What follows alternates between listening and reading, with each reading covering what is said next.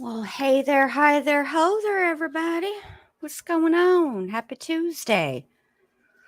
Whew, feels like a Thursday.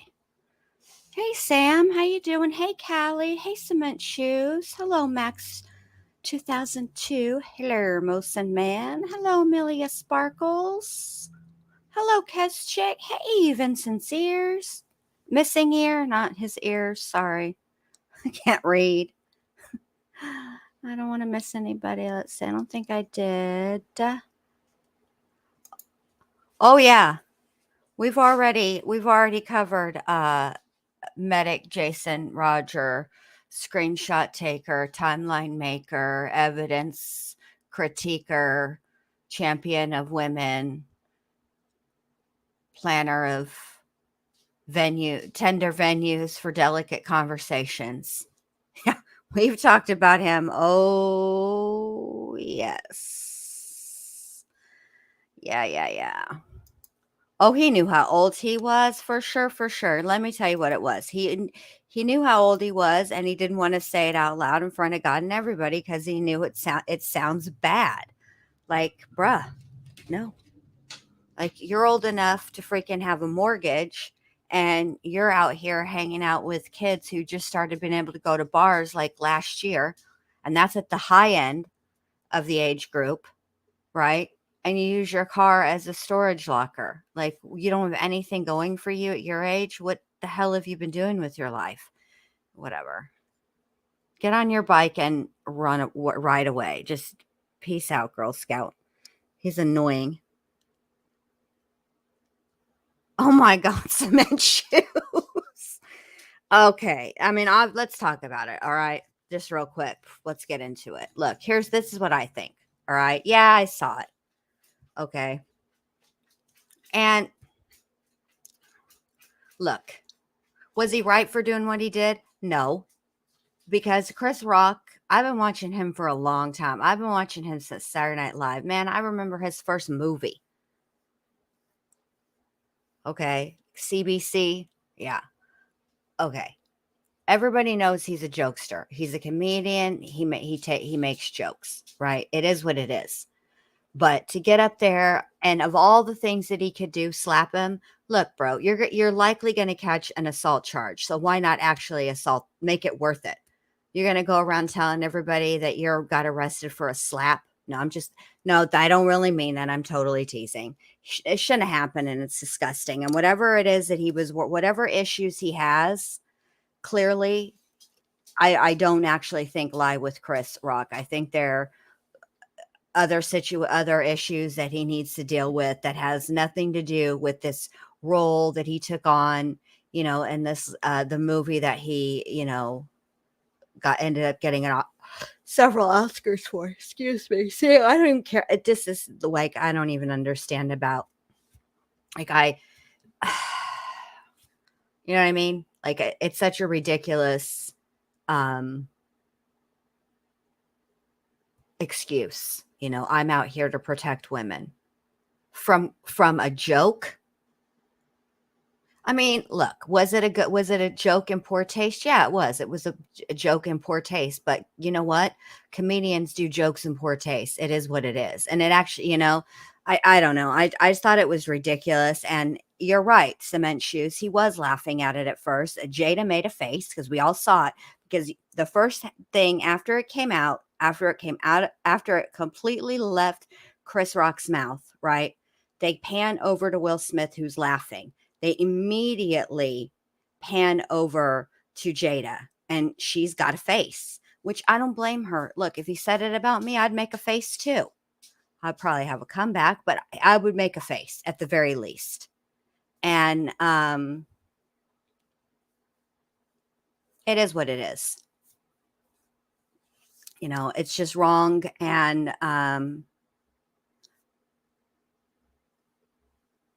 what happened? What are we talking about? Let me say what's going on.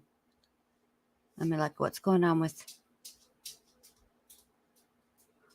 who's oh, I'm sorry you're having a hard time, Kezchik. I don't know what's going on because I don't. I'm really sorry. Oh, she made a face. Like she, yeah. I just, it's just okay. I get being angry, right? I mean, I would be if some guy said something, made a joke at my expense like that, my husband would feel some type of way. But I don't think that this is a different situation. First of all, Chris Rock is a comedian, right? He's not just this isn't doesn't he just doesn't go around, doing this all day every day. I mean, I'm sure he's hilarious in real life, but you know what I mean. And she happened to be sitting up front. He saw her. I'm telling you right now, he could have said a lot worse to her than the GI Jane joke. He really could have. And it is what it is. And at the end of the day, just because somebody says something that you don't like, you don't get up and slap them in front of God and everybody. Jada was not in danger, and neither was any other woman in the room. I don't know if you guys can hear it in the background, but my dog Nestor is out like a light and he's dreaming. And whatever he's doing in his dream is very busy. He is hauling ass somewhere. And while he's hauling ass, he is barking. So I don't know if y'all can hear that, but I can hear it. So I'm just like, whatever, it's over. I'm over it. You know, he could have made a ton of jokes. I'm so sorry, Kez Chick. I'm just glad you're here. And I don't know 100% what's going on, but let me say this. While you're here, you don't have to worry. That won't happen while you're here. Okay. You did not upset the chat, babe. You didn't. You didn't. You didn't. Well, see, at first when I saw it, I actually thought he punched him. I didn't think that he slapped him. But okay, babe. But now that I have watched it 11 billion times, I'm like, oh, he sure did slap him. Yeah, he sure did slap him. So what I thought we would do tonight is um remember how when Ezra was testifying, her attorney kept referencing this Jenna and Alex, which they're a couple, and Alex was a roommate of Jason's, medic Jason. And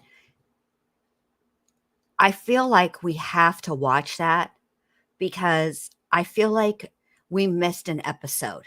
Do you know what I mean? And it was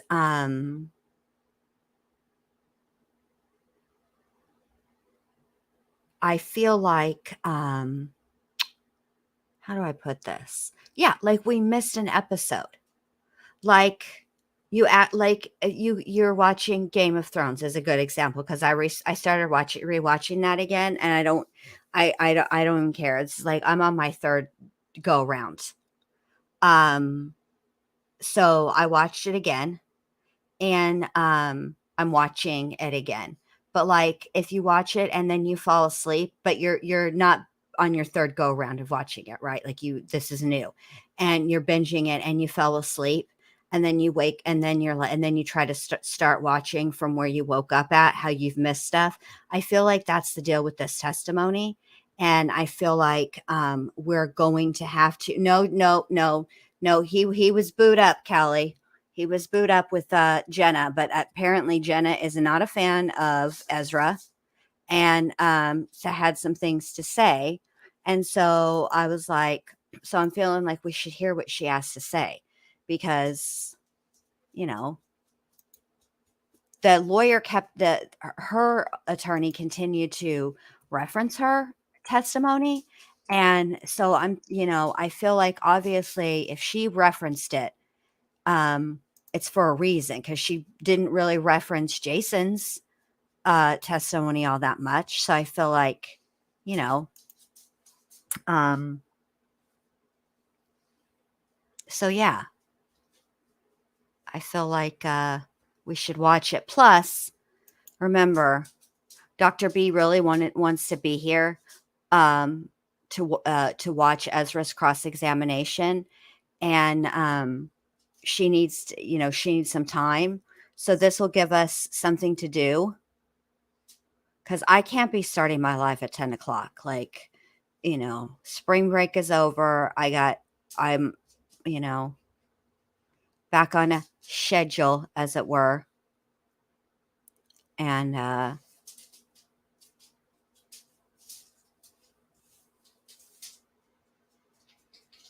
so, okay, it's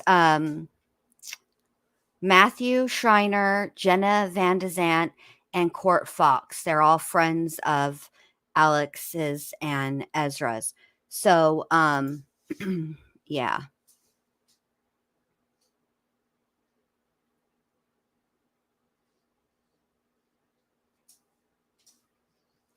Oh, I didn't know that. I mean, I knew that there was gonna be something out about that case, and I totally forgot about it, and then I was like, you know how I get, if I don't get a reminder immediately, I forget. That's why I have to write stuff down all the time and, you know, um, yeah. I just don't have a good oh, excuse me. I don't know why I'm so tired, you guys. I just don't have a good memory for that stuff. Sometimes I forget. Plus, there was something else. Oh, I know what I was gonna tell you guys. Um, so something is going on locally here. There's been some bodies that have just sort of, been dumped and discovered. And I'm looking into it because they've arrested somebody. So far, I think he's on the hook for like two, but I think they think he committed more in a different part of the country, and I want to see what's going on with that because hello, you know how I mean, you have to. He's not. If it's just the two, right? It's technically not a serial killer, and it's not until at least three, and all three have to not be connected. You know what I'm saying? They have to be separate incidents. They can't be like three people at one time because that's a mass killer, not a serial killer. So I think yes, I did, Callie, I did. So I think I got it. I'm trying to keep up with it a little bit, but some of it is some of the news articles are kind of spread out. And then I be getting distracted by things like Game of Thrones. Back to that. The whole reason I started watching Game of Thrones again is because at some point soon, um, HBO is going to release House of Dragon. And it goes back to it's going to deal with all the Targaryens, and all that stuff. It's like 200 years before Game of Thrones takes place. But if you think about it, I mean, Game of Thrones took place over like a long period of time. You know what I mean? So I was just kind of wanting to like refresh myself because they mention a lot of the Targaryens and stuff. So I'm trying to remember all of it. Plus, I like that show. It is what it is. But yeah, that's what happened. So yeah, I'm keeping on top of it because, obviously that would be, I don't want, uh, there to be more bodies found. I don't relish the thought of more victims. It's just that these, I don't want to say too much because it's been a minute since um,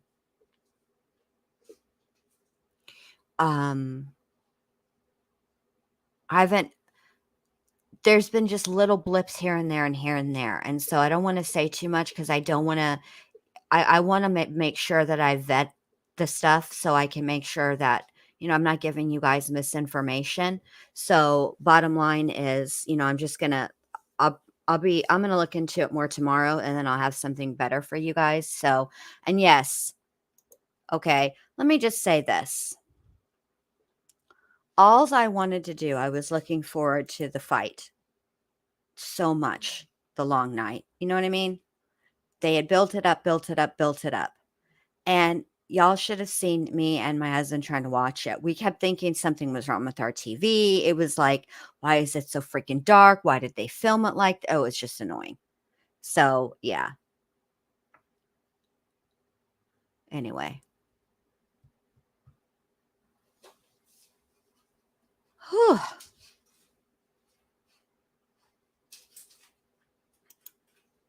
Yeah. So, anyway, that's what we're going to do. I'll wait for Dr. B. Sound like a plan? Okay. So let me add this to the stream. Let me fix this. I don't like this layout. And I'll play it for you guys. Are you ready? Oh, let me speed it up because I can't. I'm sorry, you guys. I just don't know how to watch stuff on regular speed anymore. I just can't do it anymore. Oh my gosh. All right, here we go. Could you tell us your name, please, and spell your last name for the court reporter? My name is Matthew Schreiner, Schreiner. And are you employed, sir? I am not. All right. Were you employed in March of 2018? I was. And how were you employed in March of 2018? I worked for WIS International Inventory Service in Eau Claire. WIS International. And can you spell the name of that company? It's WIS and then International. Okay. All right. And where were you living in March of 2018? I was living at 511 Cameron Street. And that was in Eau Claire? Yes. All right. Was anybody else living in that same residence with you? Yes, I had two roommates, Dave Studing and Alex Woodworth. And when was the last time prior to March 22nd of 2018 that you saw Alex Woodworth? I believe it was the Wednesday before. Okay. And what was your work schedule like at that point in time? At that time, I was getting up at like 2 a.m. and traveling and working and then coming home by 3 or 4 in the afternoon. Okay.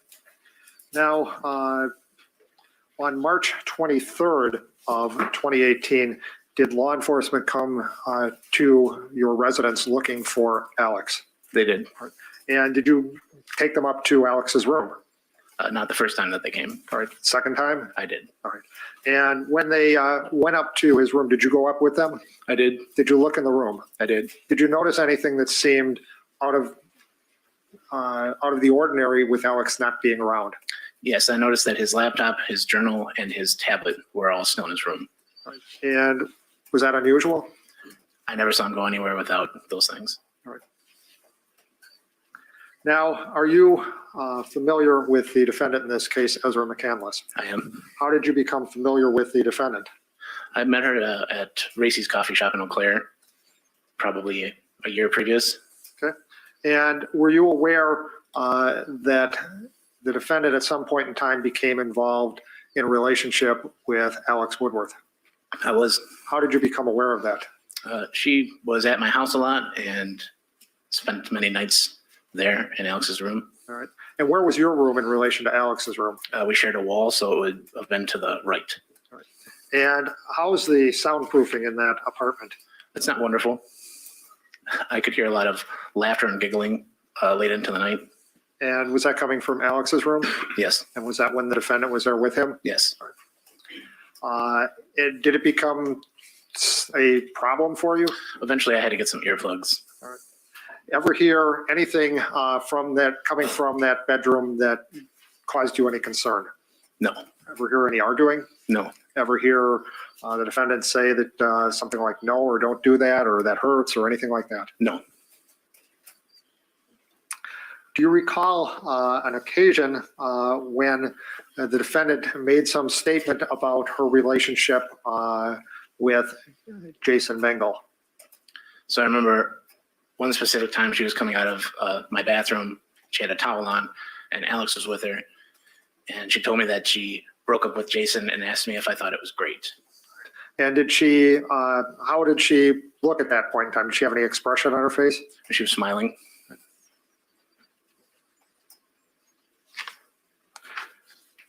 Do you see the individual in court here today that we've been talking about as being the defendant? I do. Could you point her out by where she is seated and what she is wearing, please? She's sitting there with the blue shirt. Has the record reflect the identification of the defendant, Your Honor? All right, the witness, record will reflect the witness has identified Ms. McCandless, the defendant. Nothing further from Mr. Schreiner. All Thank right, you. any cross-examination? Okay, go ahead, Mr. Nelson. Mr. Schreiner, you were aware that it sounds like Alex and Ezra were in a sexual relationship, right? Yes. And did you live with Alex in November of 2017? Or was it not until January of 2018 when the two of you began living together? I lived with him in November. Okay, and I just didn't know. I didn't mean to imply something else. So there's a November and December of 2017, you were right next door to Alex. Yes. And then same for January, February, and March of 2018, agreed? Yes. And it was during that time that often Ezra would be over at your apartment, right? It was from September to, I guess, early springtime. Okay, so sometime in late February probably, does that sound about right? Sure. Again, early springtime in Wisconsin, changes every year, right? But it's about that time when she would be over there, right? I'm not sure what you're I asking just about. want to make sure we're on the same page. The times that you're talking about, it sounds are from September of 2017 till February, late February of 2018. That's the time period you're referring to. Agreed? Yes. All right. And you worked during that time period. Agreed? Yes. And I think you said, did you get up at 2 a.m. you said to go to work? 2 a.m. or 1 a.m. Okay. So kind of in the middle of the night is when you work through the early morning hours. Agreed? Yes. And then was your sleep schedule, you'd come home from work and you go right to sleep, or would you try to start your day and go to sleep later in the afternoon? What was your sleep schedule? I'll go to sleep about 8 o'clock In the morning? at night.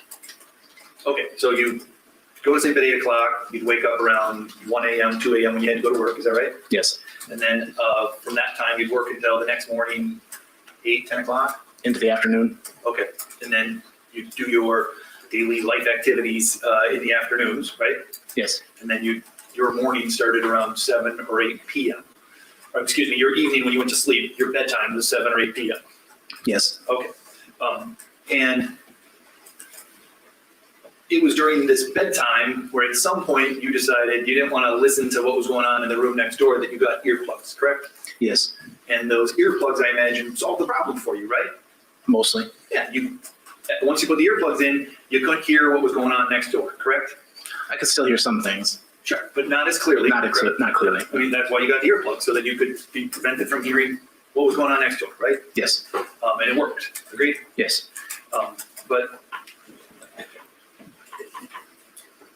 And I would imagine it didn't take you long to be motivated to get those earplugs. You probably got those in November or December of 2017. Yes. And you continue to have those earplugs November, December, January, February time to again help solve that problem that I'm calling it a problem, but to solve your having to hear what's going on next door, right? Yes. You've spoken with the police about this, is that right?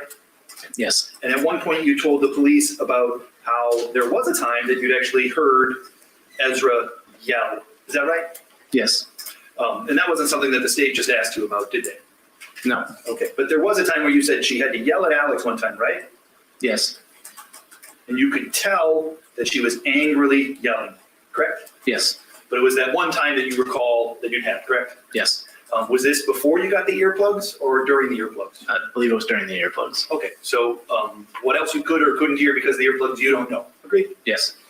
You'd also, I think, did you hang out at, well, I want to ask you about a time in December or January. Were you at your apartment when Jason Mangle, you know who Jason Mangle is? Yes. Do you recall the time Jason Mangle came to your apartment to provide aid for your roommate? Yes. All right, and your understanding was that he was there to patch up Alex's arm, correct? Correct. Or his wrist had been cut, correct? I'm not sure if it was his wrist, but it was on his arm. Okay, whether it was his wrist, his forearm, or some other place, it was on his appendage, right? Yes.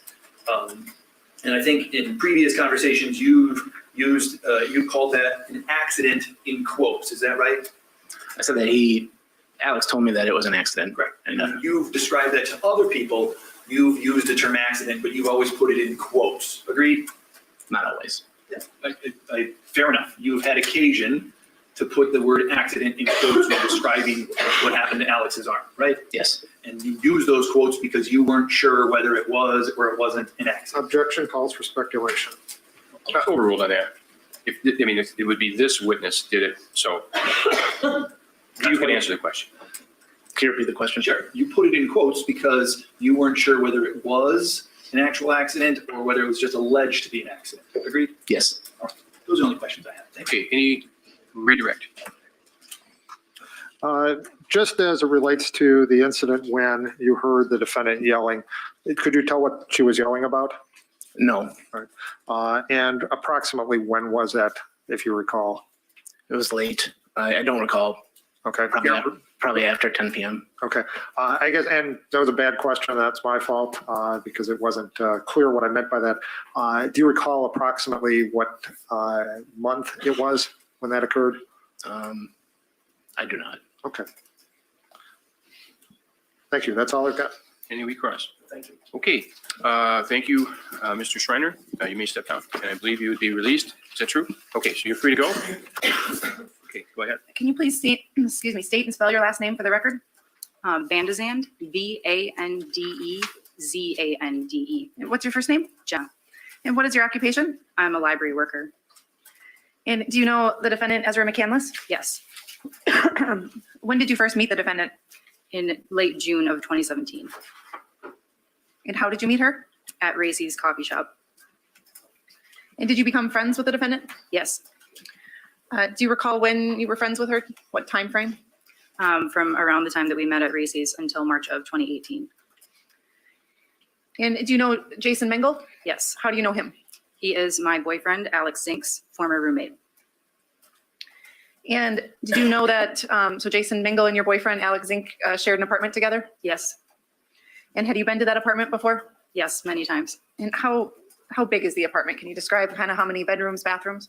It is 700 square feet, 2 bed, 1 bath.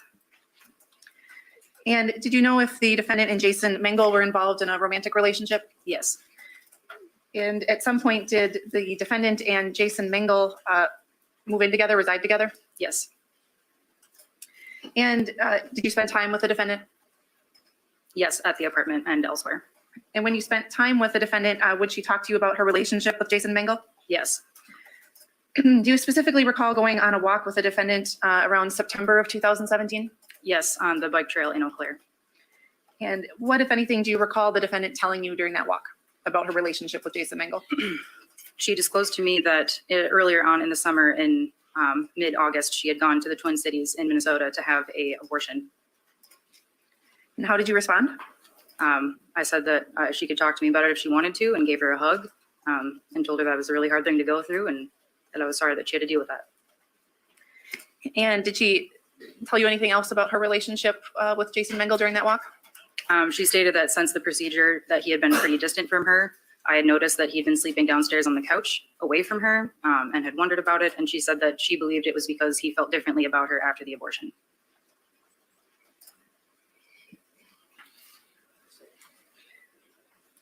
And is there anything else she told you about regarding Jason Mengel sleeping on the couch? She said that she had felt like a distance between them since the procedure, and that he had been refusing any kind of physical intimacy, including sex.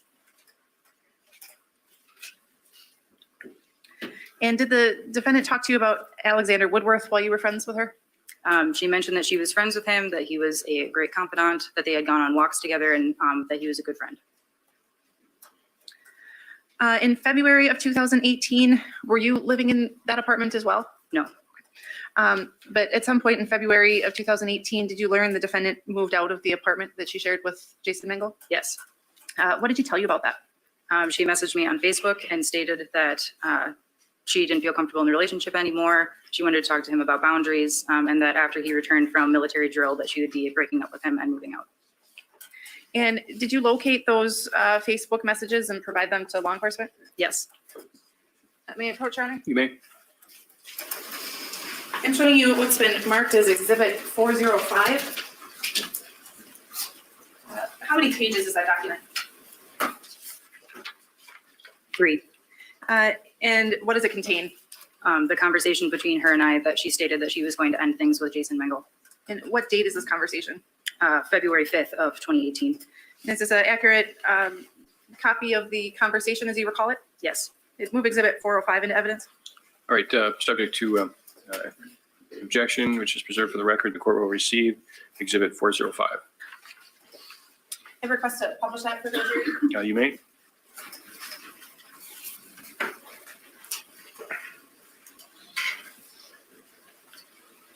Judge, I'm going to object to the reading of it. It's in evidence. She can publish it. The state certainly can publish it, but I don't think we need witnesses to read what's written. If she wants to display it to the jury, she's certainly welcome to do that, but we don't need people reading every written word that we're introducing into evidence.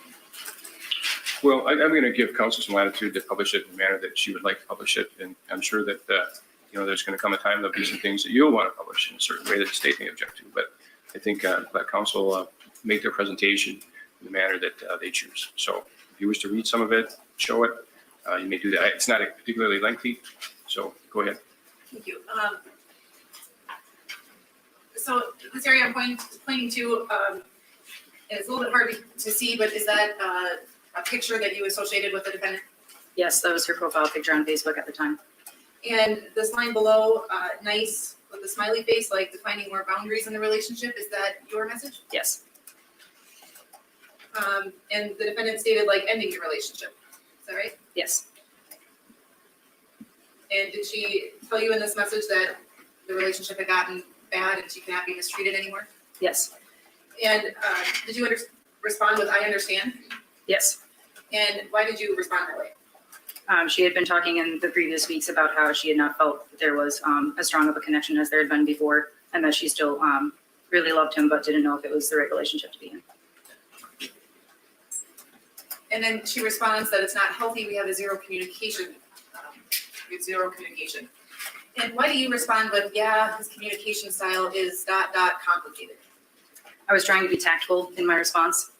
Jason Mengel's communication style is incredibly complicated. He unfortunately has not learned that words have the power to hurt people, regardless of your intention of those words, and often uses the excuse of trying to be honest when really he just sounds like a jerk. I wouldn't say it's complicated. I just would say that. An example of that regarding the defendant's appearance that she shared with you? Yikes. I overheard a conversation between them where he told her that her makeup looked clownish, disregarding the fact that she had been wearing a lot of makeup to cover up acne at the time. And I thought that was a very insensitive thing to say. And so is that sort of provided context to your response? Yes. And the defendant then discusses with you how she was going to sit down and talk to Jason, and that she's in a bad spot right now. And how did you respond?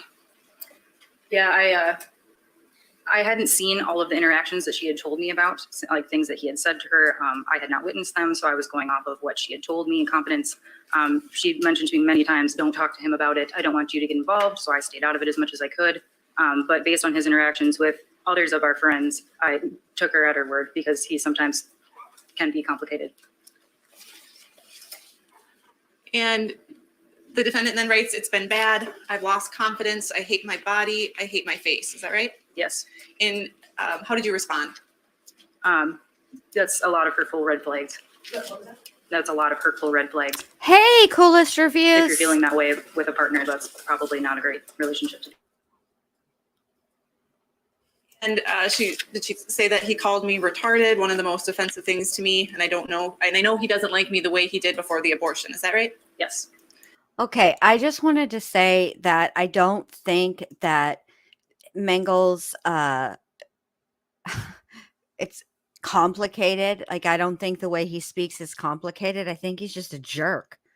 You know what I mean? Like, it isn't that serious. He's a jerk.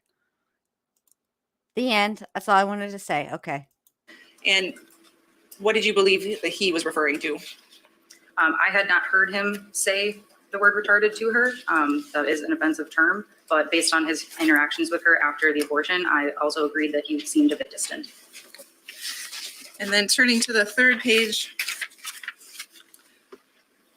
the defendant responds, and he's been hurt also. I love him, but this isn't healthy. How did you respond? I said, if that's how you're feeling, then you need to definitely talk to him about it. But you really shouldn't be in a relationship with someone that treats you that way. And then do you inform the defendant that it's better to talk in person? Yes, she stated that she would be talking to him in person when he returned from drill. And then does your conversation continue about the defendant's trying to find a place to live? Yes. Thank you. And all of those conversations or those messages on Facebook, those all occurred on February 5th? Yes. At any time around that date, did the defendant mention to you anything that occurred with John Hansen? No. Did you ever observe Jason Mingle yell at the defendant? I had not witnessed it myself, but I'd heard from others that he had an explosive reaction at Racy's coffee shop. Okay. And is that when he had confronted Alex? No, it was in the weeks prior, but I don't know what the argument was about.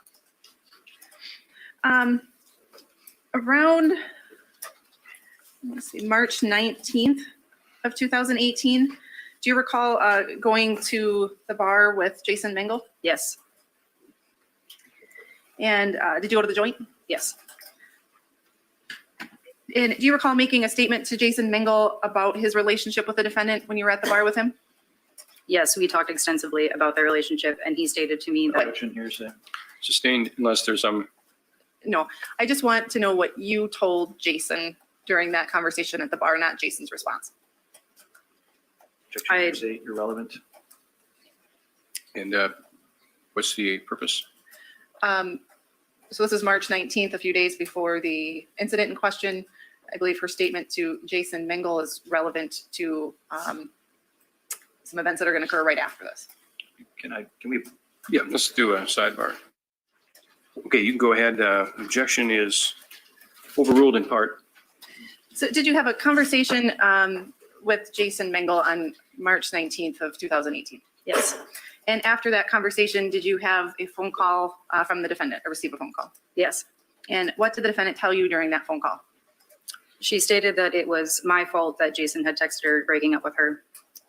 She said I needed to fix it, that I needed to wake him up and talk to him about it immediately.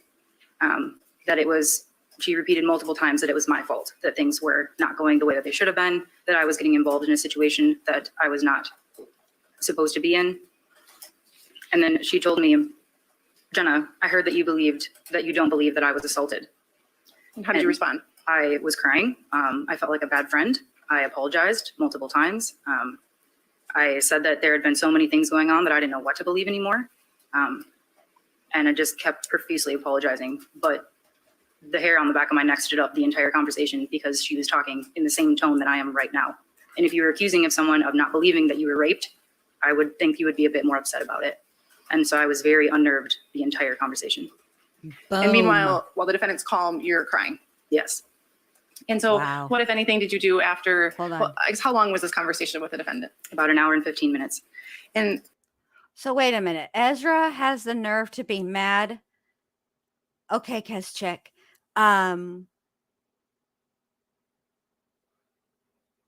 Wait, what happened? How did I miss this? My chat isn't working good. I'm sorry, you guys. But here, okay, so here's the problem. So Ezra involved her in this situation, not the other way around, right? She was messaging her, telling her things that were going on, and now all of a sudden it's an issue. Whatever, Ezra. Okay, here we go. how do you know that it occurred on March 19th of 2018? It was the day after my birthday, and that phone call will haunt me for the rest of my life. And so did you do anything after that phone conversation? I sat down on the curb because I had been out walking, collected my thoughts, kind of shook it off, and then went back to Alex Sink and Jason Mengle's apartment where Jason was asleep and Alex Sink, my boyfriend, was still awake. I told him that I did not want to be involved in Ezra or Jason's relationship anymore, and I needed to tell him that, but because Jason was asleep and unable to be woken up, I decided I should write a letter instead of texting it. And then I took a picture of that letter because in this day and age, you can't be too careful about people mincing your words or switching them around. So I wanted to make sure I had a record of it. And did you provide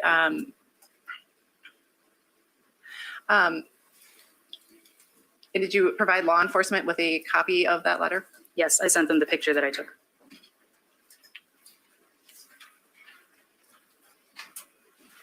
May I approach, Your Honor? You may. I'm showing you what's been previously marked as Exhibit 677. Do you recognize that item in front of you? Yes, And what is it? it's the letter that I wrote to Jason. And is that your handwriting? Yes, And that's the same letter you wrote on March 19th of 2018? yes. And how did you get that letter to Jason Mingle? I left it on the coffee table next to him so he would see it when he woke up. I'd move Exhibit 677 into evidence. All right, again, subject to objections that have been made, been preserved for the record. Court will receive Exhibit 677. And I would like Ms. Van de Zandt to read that letter to the jury. All right, but and this is, again, and perhaps you tell the jury, I'm receiving the letter for what it is and where it was and the circumstances. And at some point here, particularly when the court instructs you, and maybe before the instructions, before deliberations, the court will provide a little bit more instruction as to how you are to use some of this type of evidence we call panorama evidence. I am not receiving the letter for the truth of what is said in the letter. I'm receiving the letter as just part of the story, the background of the circumstances and events leading up to March 22nd and including March 22nd, 2018. And so it is part of, again, this witness's testimony. So Exhibit 677 is being received in evidence, but again, not for, as we refer to it, the truth of the matter asserted in the letter, but is, again, part of the circumstances. Okay, and so go ahead. Read the letter, but again, it may be for how it may have affected the state of mind of the defendant, and how she may have felt about that, and again, as part of the overall picture. So with that caution, go ahead and you can read the letter. Ms. Van de Zandt, if you could read Exhibit 677. I'm gonna ask you to slowly let you know. Hey, talked with Ez. We were able to discuss some questions I had and things that we were confused about. I think I've been operating from a place of miscommunication and not having much of the whole story until now after talking to her. I'm sorry if I conflicted your thoughts. I'm planning on staying out of this all from now on. You guys need to talk and work on what you will in whatever way works for you guys. Jenna. Thank you. And I'd also move Exhibit 519 photograph as well. I'm sorry, I didn't hear you. I'd also move Exhibit 519, the photograph of Exhibit 677 as well. Any objection to the photograph? Nothing other than what's been previously noted. Okay, so subject to those previous objections, I assume it's a photograph of the same letter. Is that right, Ms. Noto? Yes, Your Honor. Okay, so Exhibit 519 will also be received, again, ladies and gentlemen, basically for the same reasons that Exhibit 677. 677 is the actual letter. Exhibit 519 is I believe, a picture or photo of the letter. And then, Judge, could we have a sidebar for another matter? All right, go ahead. Okay, there was no objection on the table. We did have a sidebar. I have no further questions. Okay, cross-examination. Thank you. Ms. Van de Zandt, did I Yes. pronounce that correctly? Yes. I know this isn't the best way to meet somebody, the first question to ask, but how old are you? 26. And your boyfriend is Matthew Schreiner? No, Alex Zink, I apologize. Okay, Alex Zink. How old is Alex Zink? 31. I just want to get the context of this. So Alex Zink, your boyfriend, was living with Jason Mengel, is that right? Yes. It's a 2-bedroom apartment, agreed? Yes. You never lived there, agreed? I lived there later in May 2018 until February, late February of 2019. You never lived there from the period of June 2018 until June 2017 until March 2018, the time period where you were talking about when you knew Ezra McCandless, agreed? Yes. You were dating in a relationship with Alex Zink during that time, right? Yes. But you weren't living there, agreed? Yes. So I want to then kind of fast forward to this letter here at the end.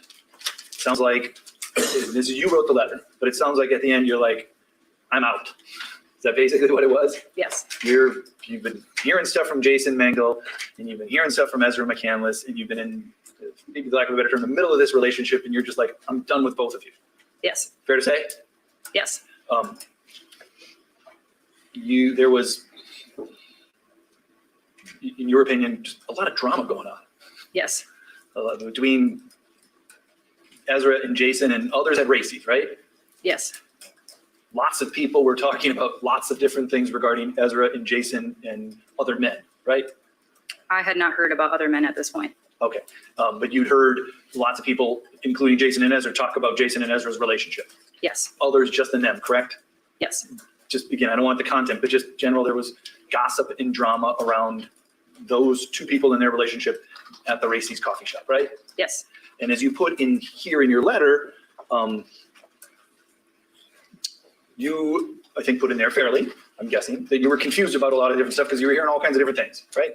Yes. And it's something you put in here even, I think, you were, I think it was very well wrote, you were operating from a place of miscommunication, is that right? Yes. Oh And that was my again God, because hold on. I you just- can't let this go. Okay. I think you put in here that it was very well, I think you put in here, ... It was very well wrote. Really? It was very well written.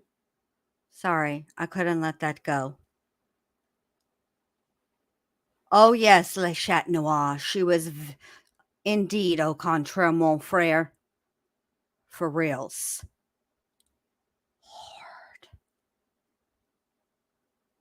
Lord.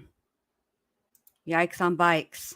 you've been in the middle of this drama and hearing all kinds of stuff, and at that point you're just like, I don't know who's saying what or when or why, and I want nothing more to do with it. Yes. And that was the purpose of your writing this letter to Jason, correct? Yes. And you hand delivered the letter to a place in Jason's apartment where he was at, agreed? Yes. And this was this on then the early morning hours or morning hours of March 20th? Or was it still on March 19th? I believe I left the apartment after writing the letter around midnight. Okay, so midnight of March 19th going into the next day, March 20th. Yes. You didn't give a copy of this letter to Ezra McCandless, correct? No. What you had communicated with Ezra McCandless was done by phone prior to your writing the letter, right? Yes. It sounds like when you spoke with Ezra, No, Cement, she's not done. She's done on direct exam, but now tonight we're going to start the cross exam. I just wanted to hear what this Jenna Van de Zant had to say because Ezra's attorney referenced her testimony repeated. I don't want to say repeatedly, but she did do it multiple times during Ezra's direct. And I just wanted to know what the hubbub was. So that's why we're listening because I'm nosy. you were upset, right? Yes. Not necessarily at her, but just you were like, Hey, you were upset about Tony. all of this drama and you're being dragged into it? Yes.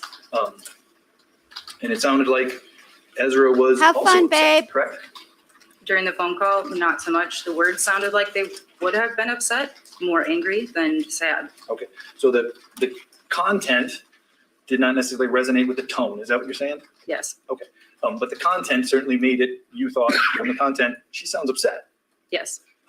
Upset about how her relationship with Jason was going or not going, so to speak, right? Yes. That's what the whole conversation was about Ezra and Jason, right? Yes. And then the later mention of not believing that she had been assaulted by John Hanson. And you'd never spoken with John Hanson, agreed?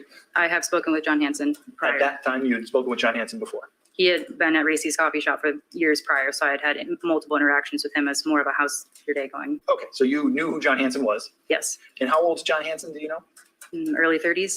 Okay. And he's a Army veteran, is that right? Yes. He was friends with Jason Mengel and would frequently come over to the apartment to hang out. Okay, because they were kind of Army buddies? Yes. They, I believe, had also met at Racy's. All right. And these, John Hanson's about the same size as Jason Mengel? About the same height and build, yes. And how tall are you? 5'6". All right. And Ezra's McCandless is considerably shorter than you, right? Objection relevance. What is there some relevance to that? Yes, the state's introduced information about her size, and this is a witness who lived with her and knows her size, and so certainly has a foundation to testify about it. But what is the relation or the comparison between this witness and Ms. McCandless have to do with anything? Nothing. you It want me to articulate it literally now, or you want has me to articulate nothing it to outside? do with it. I'm- All right, counsel. I mean, if you, I'm happy to do it here, I just don't want to overstep. okay, that's to sidebar. Objection overruled. You may answer. Thank you. Think of it, you're several inches taller than Ezra McCandless, right? Yes, So if you're 5'6", she's 5'2", 5'3", in that ballpark based upon your contact with her? yes. I think I was asking you about John Hanson before that. Have you, prior to March 19th, speaking with Ms. McCandless on the phone, I want that time period, are you with me? Yes, I just want to know, I don't want to know the content, I just want to ask whether you'd had a conversation with John Hanson about the investigation regarding a sexual encounter that John Hanson and Ezra McCandless may or may not have had. No. Okay, so on the 19th, you hadn't yet spoke with John Hanson about that allegation/investigation, agreed? agreed. Fair to say that around, you hung out at Racy's coffee shop, is that right? I mean, by hung out, I didn't mean like every day, but you were there. As this whole situation seemed to unfold, I spent less and less time there. Okay, and probably part of the reason you spend less and less time there is because there's a lot of drama going on there, right? Yes, It was not a, like a better term, happy place. no, not at the time. There was a lot of people talking about a lot of other people in ways that didn't make you feel good at least, correct? Yes, And you wanted to be away from that negativity. yes, So I want to take us back now to the walk that you said you'd done with Ezra, okay? yes, I believe you had said that the walk was in September when you did this. When you went Yes. on this walk with Ms. McCandless. If I told you that the procedure didn't happen until October, would that change your opinion, your memory about when you think this walk happened? Are you definitive on September, or is that just kind of a ballpark? it was cold enough to wear a coat. It was definitely the end of September, early October. Okay, so it may have been sometime in early October that you had this conversation with her, correct? Yes, But what you know, it was a conversation after the procedure, the abortion, right? yes, So whenever that abortion took place, it was sometime after that you took this walk with Ms. McCandless, correct? yes, And it was during that walk where she was expressing with you her, I don't want, if these aren't the right words, tell me, but she was expressing her feelings about that operation, right? yes. Feelings of shame. I don't know if I would use the word shame. Okay, well, what word would you use? Regret? Discomfort. Okay. From a physical standpoint, an emotional standpoint, or both? Both. She had talked about how it was pretty painful and she'd had complications after that, and that's why she'd been sick and in bed a lot of the weeks leading up to this walk between us, and then also her discomfort and feelings of distance between her and Jason. Okay, and so she'd expressed that the father of the aborted baby was Jason, right? Yes, And that he had not, she felt left alone. Would that be fair to say? yes. After the procedure, she had felt like there had been more distance. Okay, she didn't, did she say like wasn't getting the love and support that she wanted, something along those lines, or those are not the right words? Support would be a good word to choose, yes. Okay. And she was sharing that with you as just somebody else that she knew, an older female friend, right? Yes, And I imagine you were supportive, yes. empathized, and gave her some of the support that she was looking for in that moment, right? I tried to, yes. Sure. And it was around that time, do you recall the trip do you remember Jason leaving and not being at the apartment for a week, 2 weeks, some time period like that around this time of the walk? Yes, he had gone out to the West Coast with a friend. Okay. And was it around that time when he's gone up to the West Coast with a friend that Ezra and you have this walk in which she shares her feelings with you? I believe the conversation that we had on that walk happened shortly before Jason went out west. Okay, so she expressed this feeling of lacking support to you, and then very soon after that, Jason was gone. I believe a few weeks after that, yes. Okay. And prior to that, you had made observations of Jason sleeping on the couch, right? Yes, So what she had told you about the distance, you observed with your own eyes as well. yes.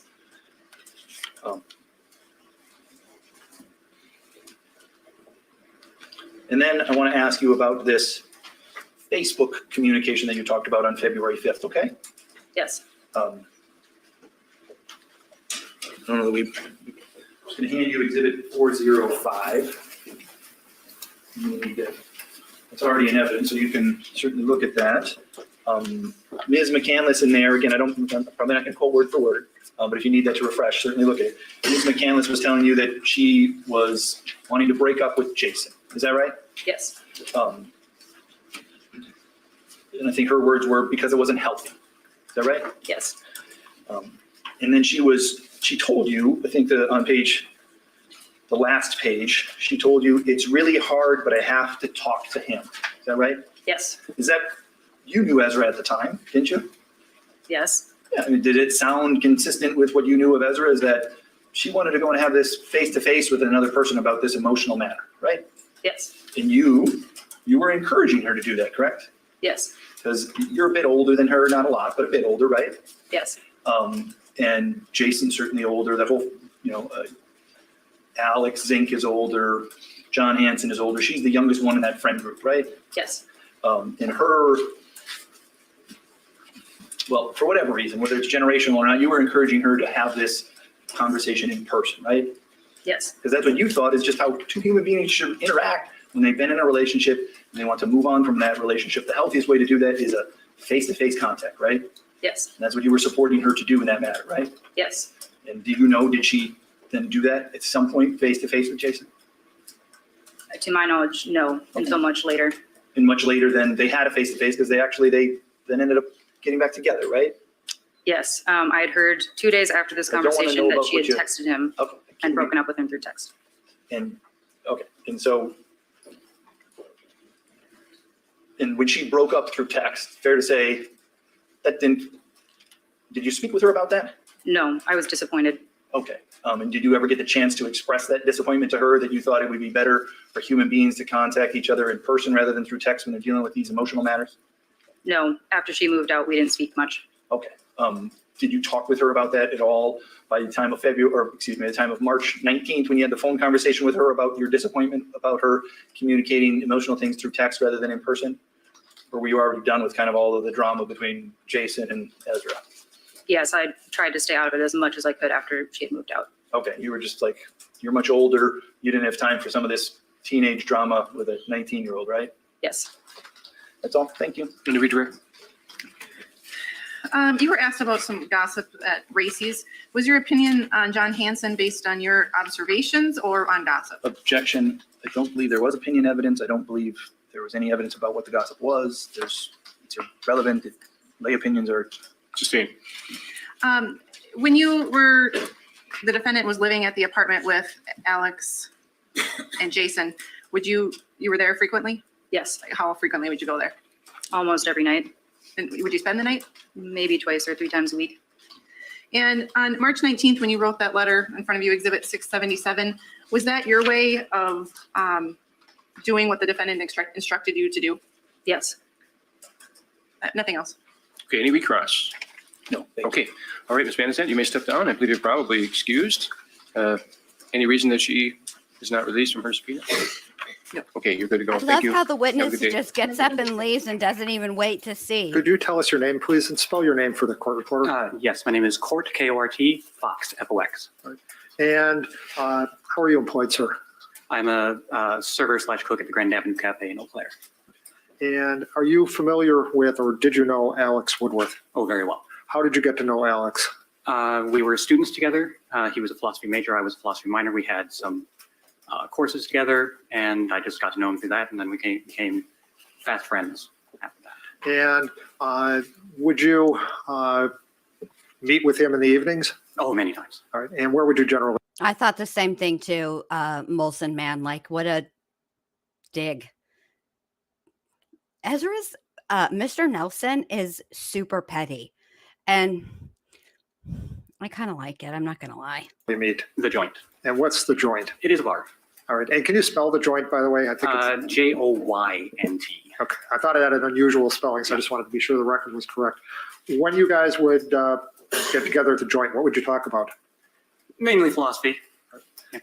And did Alex have, and this is pretty much the only question I'm going to ask, did he have a particular area that he was interested in philosophy?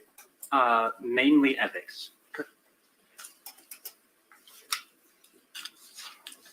Okay, Now, I think we got did it, you guys. also Hold become on. aware of the He just said that Alex's primary study surrounding philosophy was ethics. So, in conclusion, Ezra was like a case study. You know what I'm saying?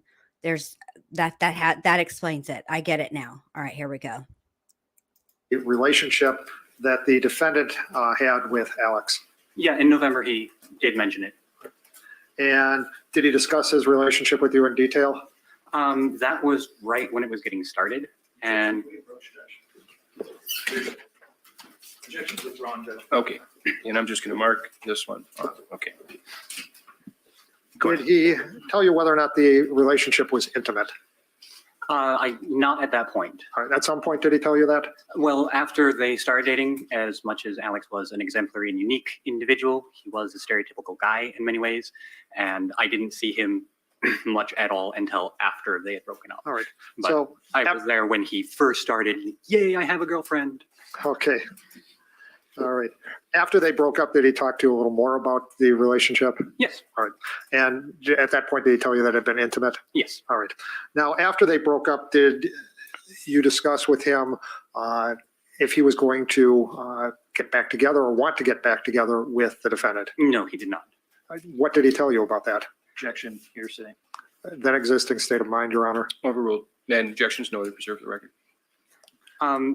After being out of it, he still very much cared for Ezra, very much wanted her to be happy, well, and everything like that. But it was a lot of drama that he was happy to be done with. It seemed like not much at all when he was in the middle of it and very much involved, but then being able to be slightly removed, it's like, wow, that was a bit, and I'm happy to be out. And he was looking forward to continuing his writing, applying to more grad schools, and it just meant that he could focus more on that now. And he was very happy for that. Did he say what would happen if the defendant wanted to get back together into an intimate relationship, what his response would be? He wasn't so much afraid of that. He did say that he was afraid of just being reached out to because he knew that she had issues, problems. Objection. Okay, I think we're maybe going a little bit far. So Okay. sustain in terms of that's fine. those details. Did Alex indicate whether or not he had reached out for contact with the defendant after the breakup? No. Do you have an opinion as to Alex's character as it relates to peacefulness? Oh my God, he was one of the kindest men I've ever met. And as far as peacefulness, Objection, can we, I believe last week we talked about the manner in which this can be introduced, and so I'm objecting to the manner. You take it up on sidebar if we need to. Well, I think it's proper to ask what the opinion is. what is your opinion as to his character for peacefulness? I have never seen him. Objection. Okay, Again, just your My opinion. Yes, He was a very peaceful person, in my opinion. thank you. Did you actually know the defendant at all? No, I've never actually met her. Okay, thank you. Nothing further. any cross-examination? Yes, thank you. Mr. Fox. Yes. You spoke with an investigator by the name of Jason Stalker in April of 2018 about Alex, did you not? Sounds about right, yes. And they asked you a lot of the same questions that were asked today, right? Yes? Yes. And I believe at one point you told them, quote, you were asked about Alex and Ezra's relationship end of February, March, I think the breakup, okay? Yes. And your words to them were, my role as a friend during this past month was, he was a bit rocked by it. And so I was helping him through that. Those are the words that you had said to the police? Yes. And you said those words because that was the truth, right? Yes. He was a bit rocked by it. Yeah. He was in love with her? Yeah. That's what you told the police, right? Yes. On March 22nd, you never saw Alexander Woodward. Agreed? I did not. And as you said, you've actually never seen Ezra McCandless in any real context. No, never spoken a word to her. Okay, so you also don't know anything. You don't know what Ezra was doing on the 22nd of March, and you don't know what Alex was doing on the 22nd of March. Fair to say? Yep. Thank you. Just a couple questions. Go ahead. When was your last discussion with Alex about his relationship with the defendant Oh, in relation to his death on March 22nd? it wasn't more than 3 days prior at most.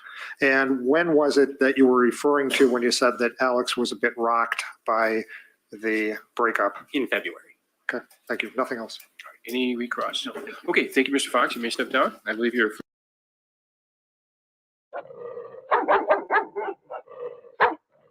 And you have a good day, sir. Thank you. 690. Okay, so let me go back. That would have been exhibit 687. Correct, but 687 was originally the base sticker and business page, Okay. 1189. All right, so what the court, during the testimony, which I believe was the cross-examination of Mr. Mango, what was exhibit 687, and the clerk has held that up, and that would be the image from the restroom wall. Sorry, you guys. Hold on.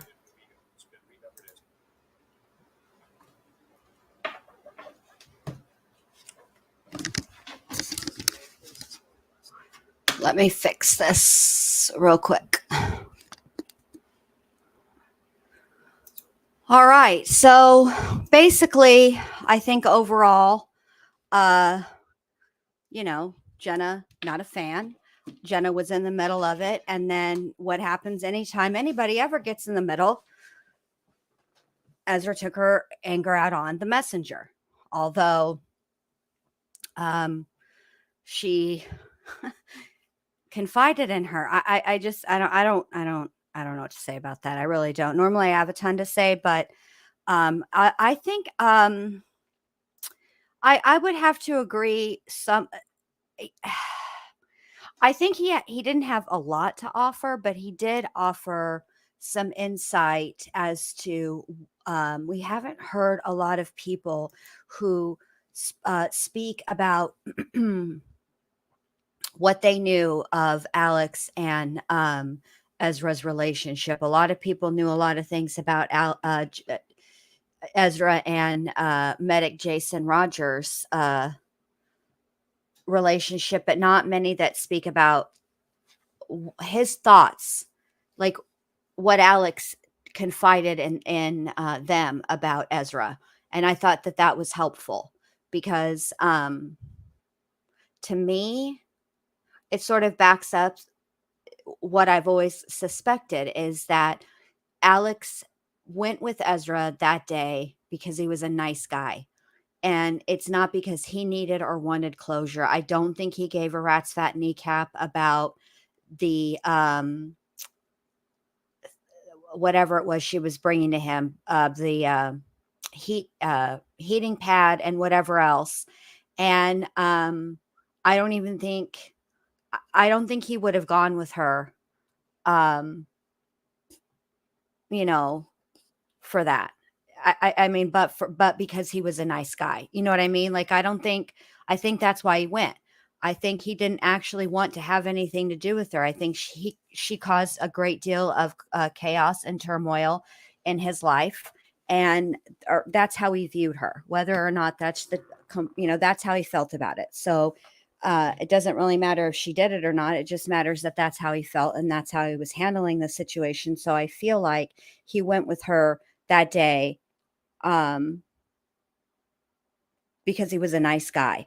And she is the one who seemed to need the closure. And she created this whole scene where here comes medic Jason Roger on his bike, following her and busting into the house. There's no way that Jason could have heard him say anything at all, period, let alone, why don't you heard Ezra or somebody say the words, let him help you. Why don't you let him help you? Something to that effect is what he testified to. There's no way he heard that. This is what happened, which honestly, if he was that worried that Ezra was cheating on him at that specific moment, his fears should have been quelled by the fact that the car was running. I don't know about you guys, okay, but I don't know. I mean, this is back in what, 2018? Okay, so gas prices weren't ridiculous back then, but Ezra had no money. So spending money at everything is expensive when you're not making money. Thank you, Nonstop Mom. And hey, when did you get here? So anyway, yeah, like, who leaves their car running? somebody that intends on being in and out very quickly. And Ezra was layered up. I mean, she had on a t-shirt, then she had on a button-up shirt, then she had on a sweater, then she had on a flannel, then she had on leggings, then she had on jeans, and then she had on a sweater that she tied around her waist plus a scarf. Okay, that's, what it is. Oh, did you? I'm sorry. I didn't mean to miss you. Hi, I'm glad you're here. Also, now I need to know, not only do I want to know where the yellow cup is, but now it's an antique cup. So now it's even more important, So bottom line is this. I just feel like you're not, somebody who's wearing 87 layers of clothing isn't looking for anything quick. And I'll leave it at that. We're all adults here. You guys know what I mean. You guys understand, like, come on, it's ridiculous. This was completely and utterly, this is why I believe that they are not believing Ezra, the state, they aren't even considering, I mean, they could have charged her with second degree, could have charged her with manslaughter. They could have charged her with a lot of different things other than first degree premeditated murder. And the reason they did it is because this was planned out. I don't think that and I'm not saying it was planned out for a long period of time, but look, she just did some things. Her actions that day lead to there being forethought. She had to have, I think she said something, and we'll never know, obviously, because the other person who she would be, who would be testifying, who was there, a witness, I'm sorry, is not alive to testify. So, yeah, so I feel like she said something to him that day that made Alex feel bad, and he felt badly for her, and whatever it was that she said to him convinced him to go someplace. And I have a feeling that on top of that, Jason Mengels busting in, acting like a psycho hose beast, frankly. And Jason, if you're listening to me, I don't think that you maybe operate like that all the time, but I'm talking about that day. On March 22nd, you acted like a psycho hose beast. The end. Sorry, not sorry. Okay. So then then Jason's up there all in the mix and, giving his 2 cents that nobody asked for, nobody needed, and it seems like nobody wanted. And here comes, and I think Alex felt bad for Ezra. And I think that, initially Alex was like, you're right, Jason, let's go somewhere, maybe Ezra and I should go somewhere public. And somewhere between leaving that home and when they arrived at the field, I think the field was a place that they agreed on. How she convinced him to do that, I'll never know unless she pulled the whole one last time thing. That's just very possible.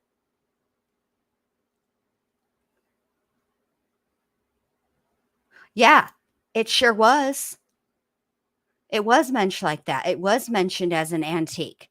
It wasn't just like this, random yellow cup. Oh, no. It's an antique. She makes it sound like it's a freaking heirloom. It's an heirloom yellow cup, had to have it back. So ridiculous. All right. So, I'm sure Dr. B will be joining us shortly, but I want to go ahead and get started on this cross-examination. Are y'all ready? Brace yourselves. It's about to start. All right, here we go. Oops, let me put this down. And go. Yes, sir. Yes, Your Honor, there are 2 matters, whatever time the court wishes to do it. Why don't we take it up now? All right. Your Honor, we believe there's 2 things that the defendant, through her testimony, has opened the door to.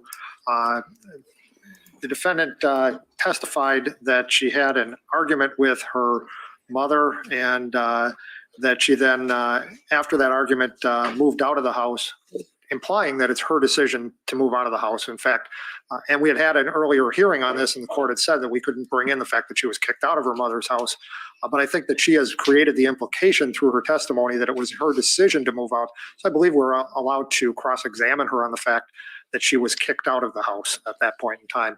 And I don't know if the court wants me to address both points that I believe she's opened the door to, or if you want to argue each of them in turn. Judge, I don't object to Mr. DeFore saying, were you kicked out of your mother's house? I didn't intend Then that takes care of I that. thought that was clear, but if he wants to ask that as one question and not go on and on about it, I don't object to it. I don't intend to go on and on. I'm just going to ask that question. Second point, Your Honor, is that the defendant, through her testimony, as it relates to her sexual experiences with Alex, made the statement that she absolutely does not like to be in the, in her words, prone position. Your Honor, I believe that opens the door to a specific text exchange that she had with John Hansen in February of 2018, in which she sends a picture to Mr. Hansen by text of herself in the prone position, and then follows it up with, I want to do something similar, but I'd like you to tie me up for it. Judge, first of all, I think that the state misunderstood. When she said she didn't like being prone, she was asked about prone at two different points. Earlier in the testimony, she was asked about being prone as in lying face down and having sex with Mr. Woodworth behind her. I didn't ask her if she liked it or didn't like it at that point. At a later part in the testimony, I was asking her specifically about BDSM.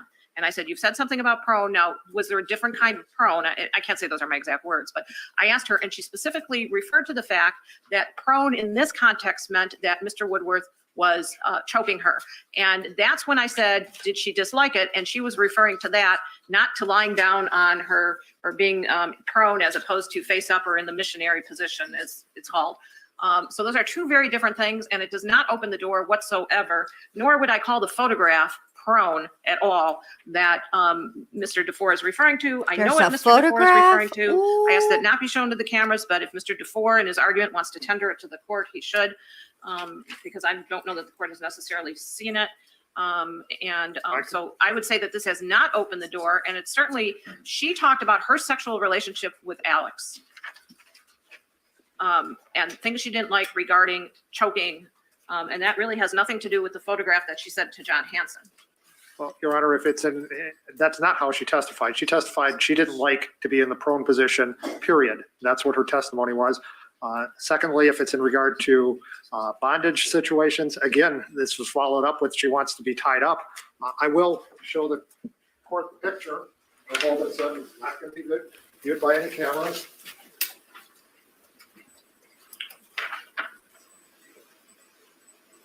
Talking about the second one. I'm sorry. Talking about the second one. Yes, you're right. What about the first one? This is What about the really other an pictures? argument I of don't- semantics. I wouldn't necessarily need to display that photo or right. publish that photo in any way, shape, or form. So we're just talking about the one photo. Right. Yeah, The other don't thing get me is that shut Ms. down. McCandless is talking about a photo shoot, not about sex with Mr. Hansen in that particular conversational thread. She's showing him several pictures, what I would call selfies, that she had taken of herself. They were talking about doing a photo shoot at a later time and doing photographs. There was no discussion of Alex Woodworth tying her up and whether she liked it or not liked it. She said she didn't like the knife and the choking. That's what she talked about. All right. Well, my recollection was there was an area of questioning just prior to 11 a.m. today that went into BDSM and so forth, and whether there's had a safe word or not, and so on. And she took the role of submissive, and there was talk of the chokehold again. These are things that the court allowed in because the defendant had said that these are things that made her fearful of the defendant and that she acted in the way that she acted. That was part of the constellation of thoughts that led to her actions. And she talked about how he demanded her to be in a vulnerable position. And a little bit later, then she said, her position in this position, it wasn't with my alignment. I think that was the words that she had used. So frankly, on that issue, in the court's opinion, given that the reason that it was allowed in, that it is fair for on cross-examination for the state to go into that, And because it is inconsistent with, again, you can argue it, but I'm going to allow the state to go into that. Just the one picture, not anything else on there at this point. Judge, I have some further things. And then Number one, I would argue that that picture not be shown to the jury. No, Your It's- Honor, it's got to be shown to the jury. Nothing I don't have has a to. problem with not publishing it in the sense that it's going to be put up on the screen and displayed for everybody, but I would ask to be able to publish it to the jury privately. They can pass it.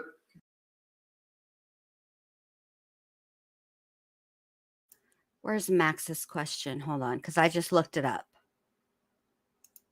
So the prone position is a body position in which the person lies flat with the chest down and the back up. So that's what they're saying prone is. I'm sure I know there's that song is in my head. I'm not gonna sing it because it's not appropriate, but it is in my head. And so there you go. Well, yeah, and I agree with that. Le Chat Noir. What they're trying to prove is that Ezra has what I refer to as situational. In this case, most of the time I call it situational morality, right, or situational morals. But in this situation, Ezra has situational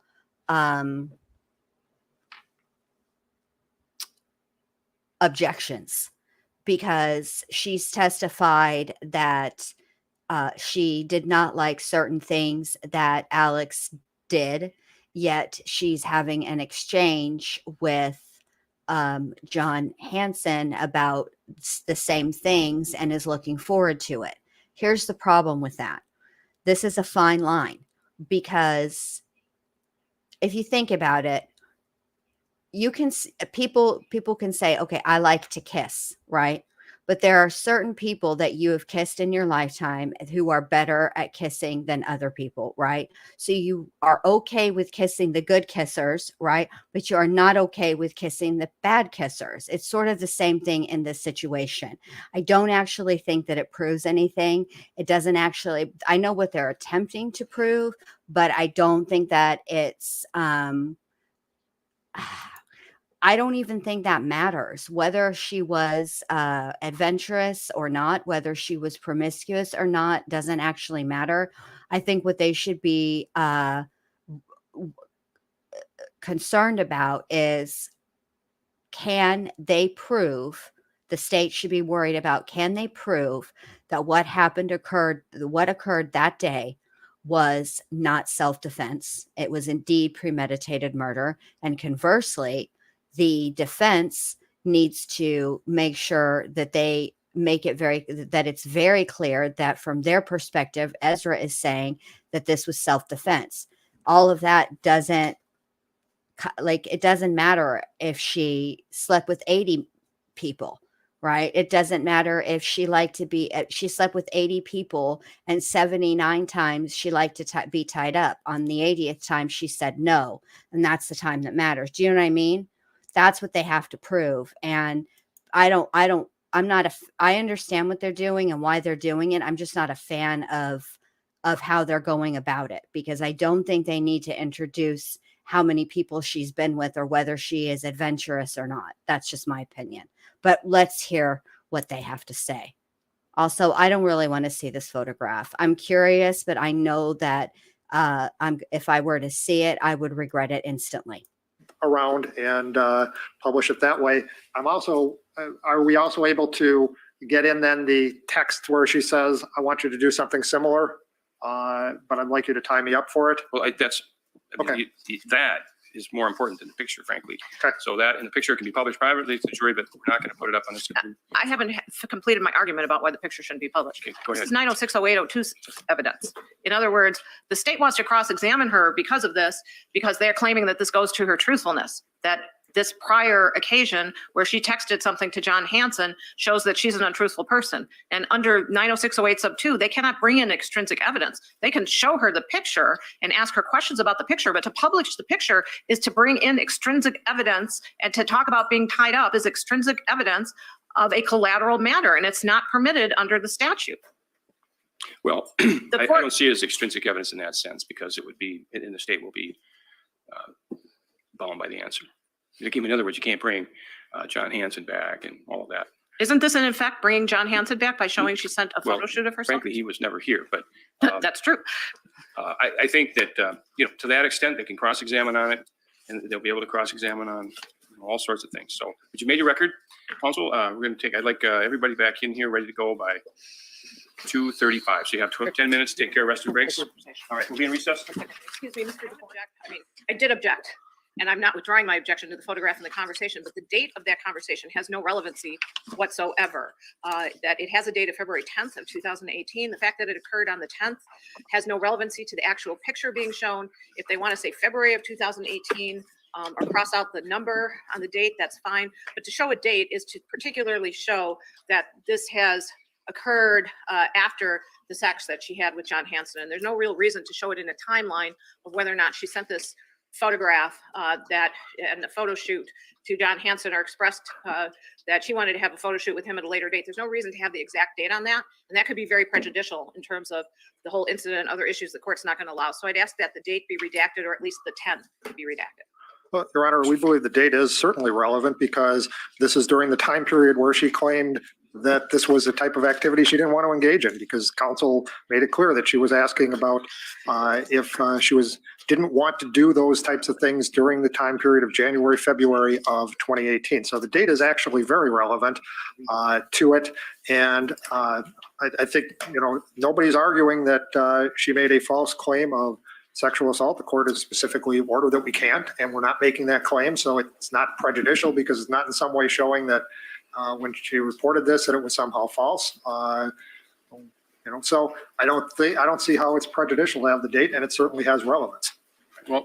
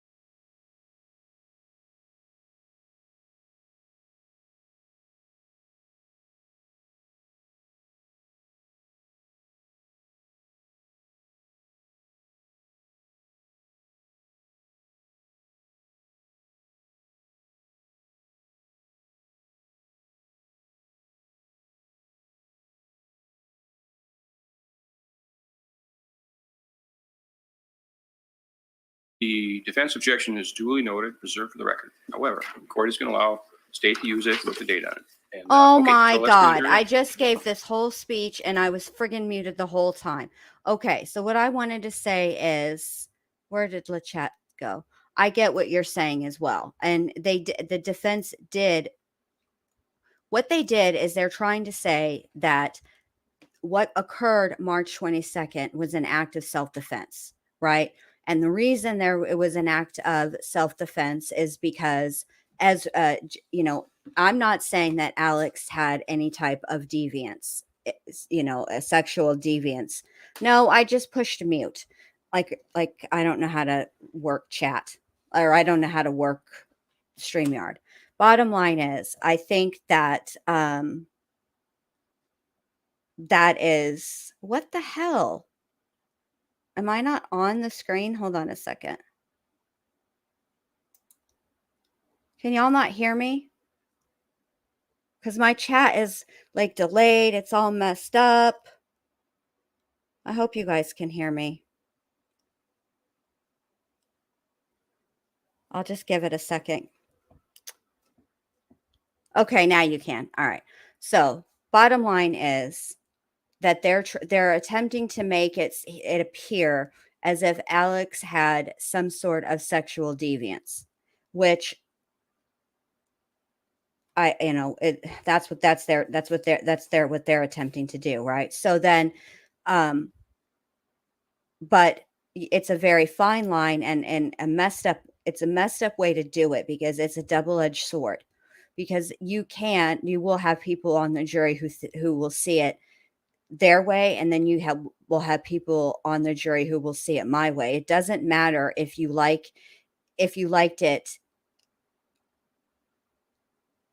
if you did this 80 times, but on the 81st time you don't. No is no, no matter what. And so that's the problem. I think it's a fine line, but I do see what you're saying, and I do agree with you. I just don't like the way they're going about it. There's a better way to have done that.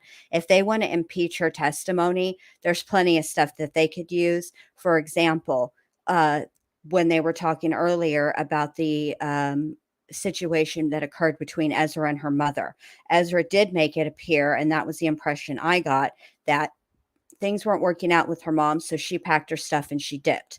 No, her mom threw her out.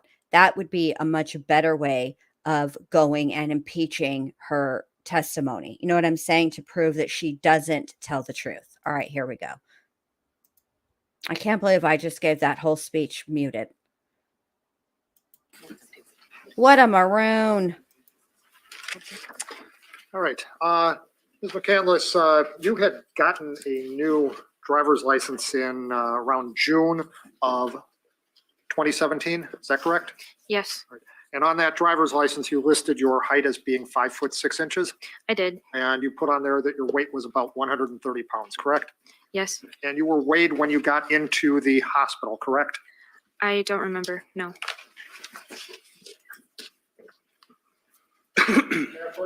You may. And I'll just note that there's sort of an objection. There's an objection, and we'll make a record later, but I don't think the word objection was actually made. But I'll note it as an objection on the sidebar. Objection So I'm overruled. showing you a remark for identification as Exhibit 699. This is your Instagram homepage, correct? Yes, All right, and it contains on it a phrase that says, "I am the fox," a tricky one, correct? yes, Your Honor, I move the admission of Exhibit 699 as published to the jury. All right, and subject to the objection, Exhibit 699 will be received. It is 6. Now, so we are clear, you met Jason Mengel during the summer of 2017, correct? yes, And very shortly after that, you became seriously romantically involved with Mr. Mengel, correct? yes, we were boyfriend and girlfriend. I'm sorry? Yes, we became boyfriend and girlfriend. And in fact, shortly after that, you moved in with Jason Mengel, correct? Yes, that had happened. And you had met Alex Woodworth around that same time period? Yes, And in the future, I'm just going to refer to him as Alex. I know there are two Alexes here, unless I specifically say Alex Zink. Whenever I'm talking about Alex, I'll be talking about Alex Woodworth, okay? okay, You became friends with Alex, right? yes, Would talk with him frequently? yes, Would go for walks with Alex? yes, And around that same time period, you also met John Hanson, correct? yes, through And Jason. became friends with John Hanson as well, correct? Yes, Now, you moved in with Jason, what, sometime during August of 2017? roughly end of summer, yes. And when you moved in with Jason, the expectation was that you were going to be paying part of the rent, correct? It was mentioned a few times. It wasn't really an expectation, just kind of like a, get me back when you can. And for a time, you were paying part of the rent, correct? Can you please restate that? I didn't hear you clearly. Sure. For a time, you were paying part of the rent, correct? No, I was helping with groceries. All right. So you never paid any of the rent? No,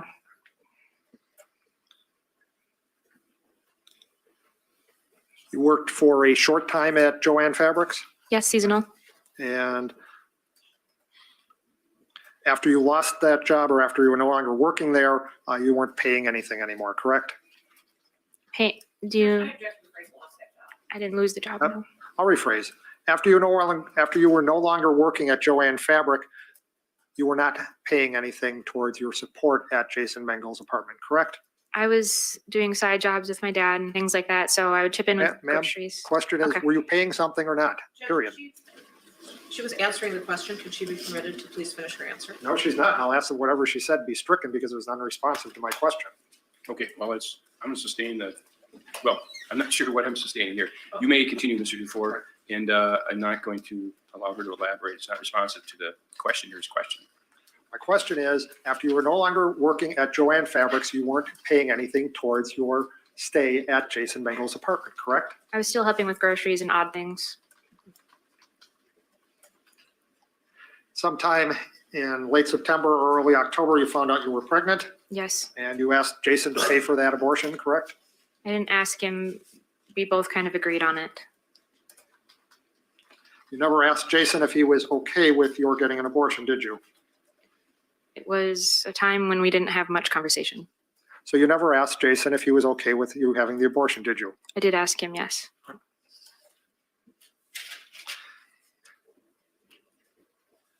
And you, by the way, when you went to the appointment where you confirmed you were pregnant, Yes. you asked immediately for information on an abortion? No, You asked at that same visit for information on an abortion, didn't you? yes, And after you had the abortion, you began to get closer with Alex, correct?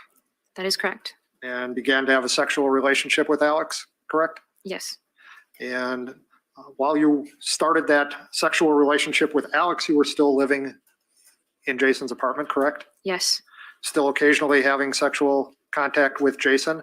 no, There was absolutely no sexual contact between you and Jason between the time you started seeing Alex and the time that you stopped having sex with Alex? the sexual contact wasn't intimate. Do you want me to elaborate on Well, what I mean? no, I'm not asking you to elaborate. I'm asking you, are you telling me that you had no sexual contact between, I'm going to object. Can we please approach the bench? Straight out the gate. Objection overruled, and Mr. Dufour, you may go ahead. I don't know if you remember the question. repeat the question, ma'am? My question is it your testimony then that between the time you started having a sexual relationship with Alex and the time that you ended that there was absolutely no sexual contact between yourself and Jason Mengel? No, Okay, so in fact, there was sexual contact between yourself and Jason Mengel during the time that you were having the sexual relationship with Alex, correct? later in the relationship, yes. You may.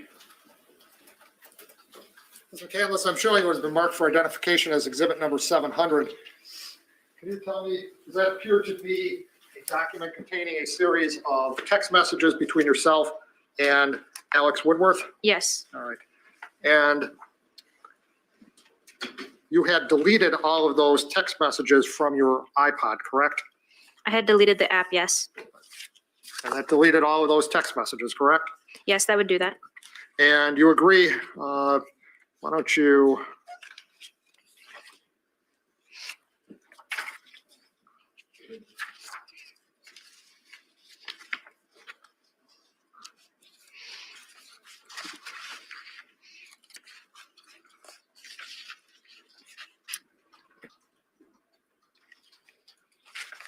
you talked in your direct about flaws. Can you turn to the second last page on that exhibit?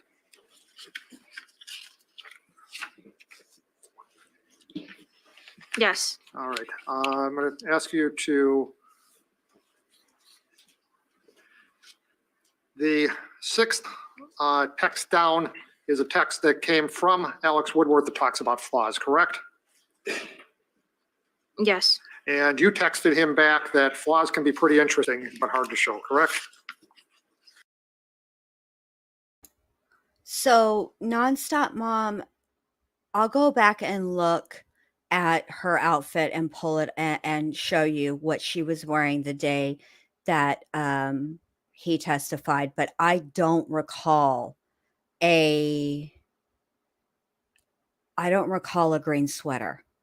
But that doesn't mean it didn't happen. There's a lot of crap I don't recall. I think I might be mistaken on my page. Yes. That was on October 29th of 2017, correct? Excellent follow-up, Nonstop Mom. I didn't think so. I saw black, I thought, but not Any objection? green. Judge, You need your microphone. Yes, I'm sorry. Judge, I don't object to the admission of what's been testified to. I don't, Okay, so if there's more, we'll address those one at a time, but Exhibit Yes. 700 will be received as the text messages. Can I approach again, Your Honor? You may.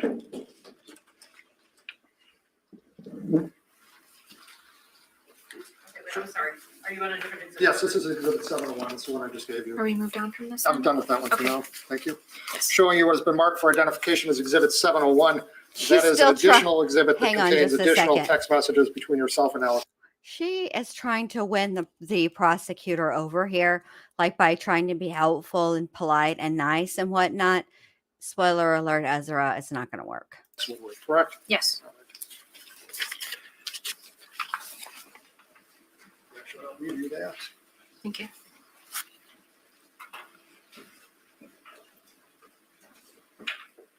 Specifically,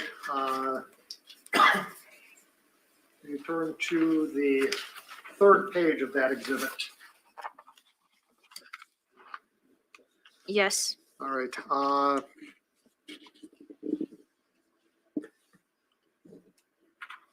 Referring on the third page, do you see a text that starts, "People would be jealous"? Yes. And that text, in fact, is one from Alex to you, correct? Yes. All right. And on that one, it states, "People would be jealous, but wouldn't even know how much better your booty looks without any clothes," correct? Yes. Your response to that is, "OMG, I'm blushing," correct? I'm Yes. blushing, correct? And OMG is short for "Oh my God." Yes. And then you further respond, quote, "Nobody knows how nice your cock is," correct? Yes. And Alex responds to you, "Oh, but you do. I love how much you love my cock inside of you," correct? Yes. And you respond, "I do. Let's be honest," correct? Oh, Yes. And the holy date on moly. those I didn't text know it was going to exchanges go was like this. January 25th of 2018, correct? Correct. Your Honor, I'd move, again, for purposes of the texts that have been discussed at this point, I'd move the admission of Exhibit 701. All right, Ms. Fishney? I'd move for therapy. Read this far. All right, so that portion part of the it, exhibit being admitted. okay, that portion of Exhibit 701 will be received.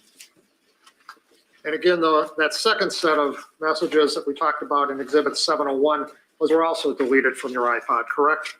Yes, I had deleted the app, so in return that deleted everything. Yes. Now, you've testified on direct that you did not like it when Alex had you in the prone position. Do you recall that? Yes. May I approach? You may. Mr. McCandless, I'm showing you what has been marked for identification as exhibit number 702. That is a photo of yourself that you texted to John Hanson, correct? Yes. All right. And on the second page of this is a text where you state, I want to do something similar, but I'd like you to tie me up for it, correct? Yes. And that's referring back to the photo that's on the first page of that exhibit, correct? Yes, for my photo shoot. Your Honor, I move the admission of exhibit 702 as to publish it to the jury. I have copies for the jury. All right, Exhibit 702 will be received, again, subject to the previous ruling, and objection preserved, can be published to the jury, but not published on the media. Thank you, Judge. I'm also going to ask that that exhibit be sealed after the jury sees it. We'll take that up at a later time. All right, thank you. I don't know that I can.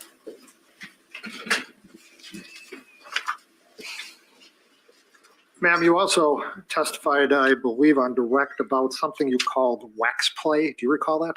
Yes. All right. You never mentioned to Detective Prock when you talked to him that there was wax play or anything to do with candles, did you? What interview are you speaking of? Well, let's start with the interview on March 22nd or 23rd of 2018. You never mentioned in that interview to Detective Prock anything about wax play, did you? No, And in the interview on March 24th, the second interview you had with Detective Prock, you never told him anything about wax play in that interview, did you? no, And you also testified on direct that on one occasion that you could recall, Alex had cut your pants with a knife. Do you recall that? yes, You never mentioned that to Detective Prock in your interview with him, did you? no, In fact, in your interview on March 24th, I'm gonna object. Indeed. Statement of the testimony. She says she recalls the interviews, but they seem like they were jumbled together. I'm going to point her to a specific page and Oh, that's fine. of the interview, counsel. Sure. You recall that interview, correct? bits and pieces, yes. All right. May I approach, Your Honor? You may. In that interview, you were being asked about possibly being sexually assaulted. And on page 1636, isn't it true that you said, but I think I might have because of where the cuts are and stuff, because I don't know why somebody would cut my pants or anything, correct? Yes, That was your answer, correct? yes,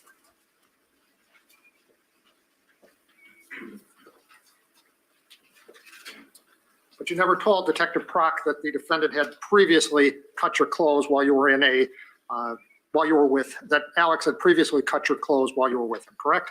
correct. You never told Detective Prock that Alex had actually strangled you previously, did you? No, In fact, all you said was that he put his arm by your neck at one point in time and that made you uncomfortable, correct? yes,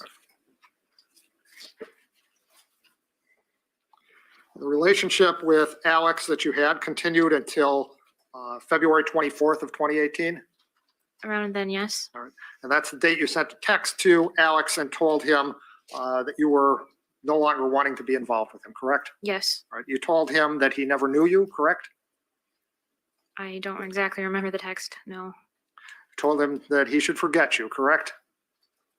I could have said that, yes. And you told him that you never knew him, correct? Yet again, I could have said that, yes. I don't exactly remember the text message. And you knew that those messages would be very hurtful to Alex, didn't you? Yes, And after the text of February 24th of 2018, Alex never initiated another contact with you, did he? we passed each other at the coffee shop, but it was very brief interactions and we had stopped texting. He never initiated a contact with you, did he? No,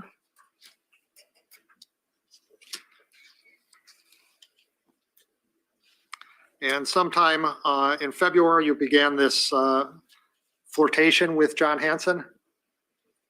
Or was it earlier than that? yes, It was earlier than no, it was in that time range. Okay. And you eventually had two sexual encounters with Mr. Hanson? Yes, I had, And one was in John Hanson's apartment, correct? yes, And the second one was in the apartment that you shared with Jason Bengal, correct? yes, In fact, that one was on Jason's bed, correct? yes, it was on our bed.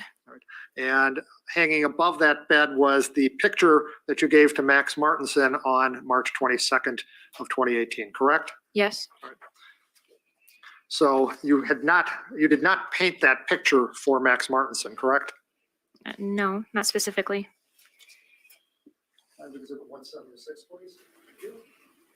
And of course, Your Honor, You may. page 4. Is that an admitted exhibit? Is that already in? What's that? Okay. It's the interview of March 23rd. Oh, thank you.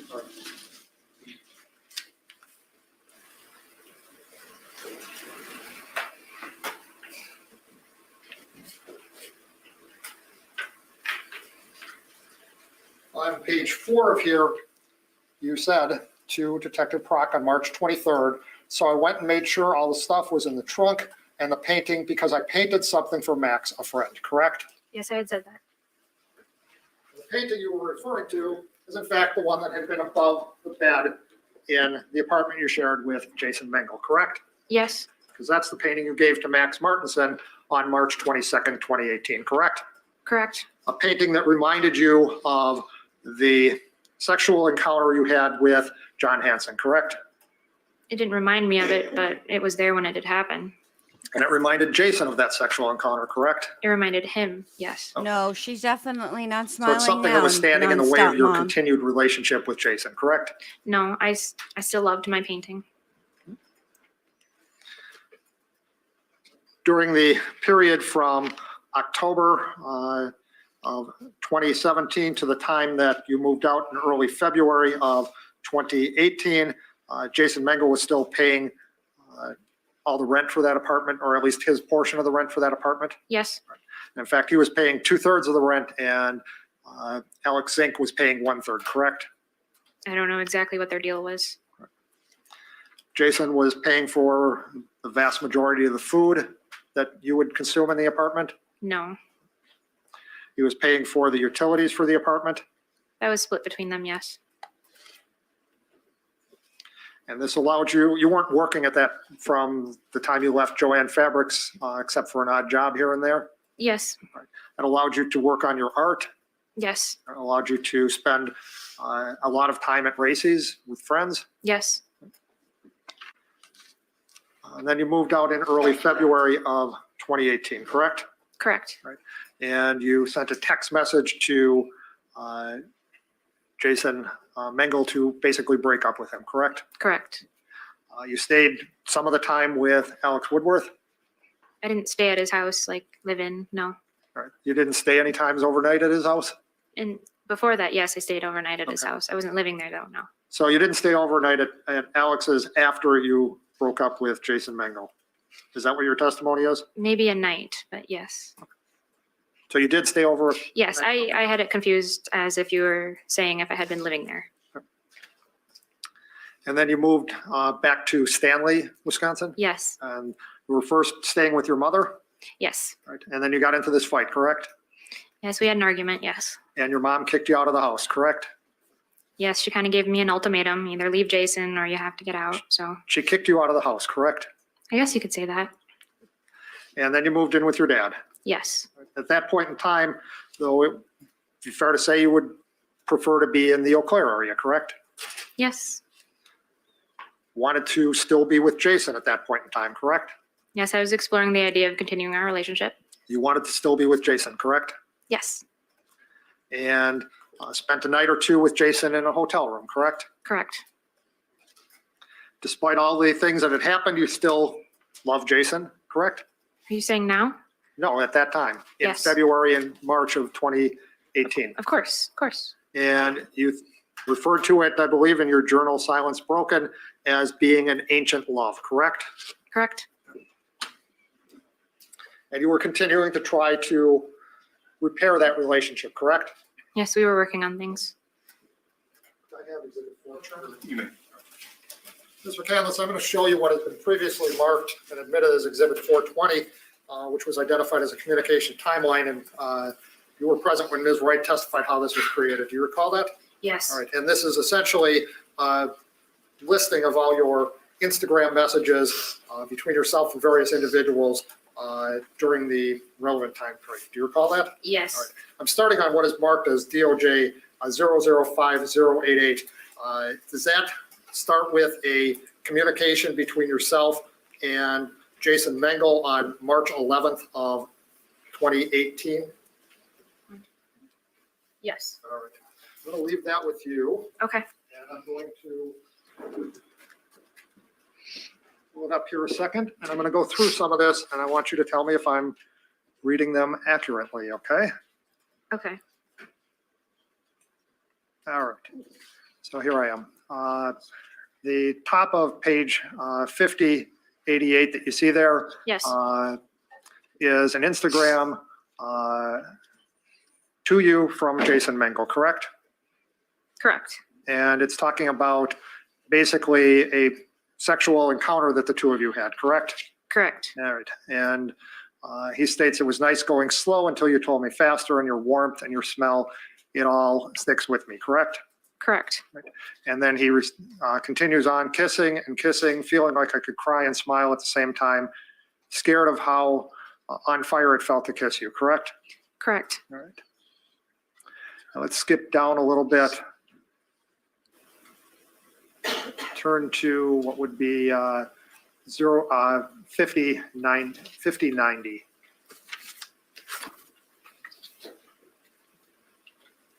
Yes.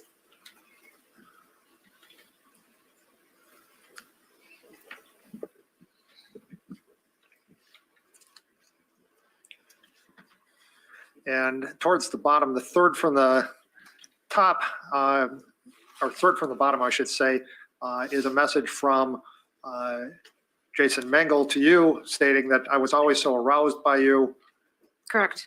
correct? Correct. And then comes on the next one again from Jason is part of the reason, like I said, I slept on the couch to prevent myself from the urge and possibly doing something, correct? Correct. Right. And then you reply, you know that if we sat down and had a conversation about the urges and what would happen if we both decided to go with them, I would have told you a lot about what was on my mind, correct? Correct. And then going to the next page, you continue. I would have opened up about the ideas I wanted to explore, correct? Correct. And if you move to page 5093,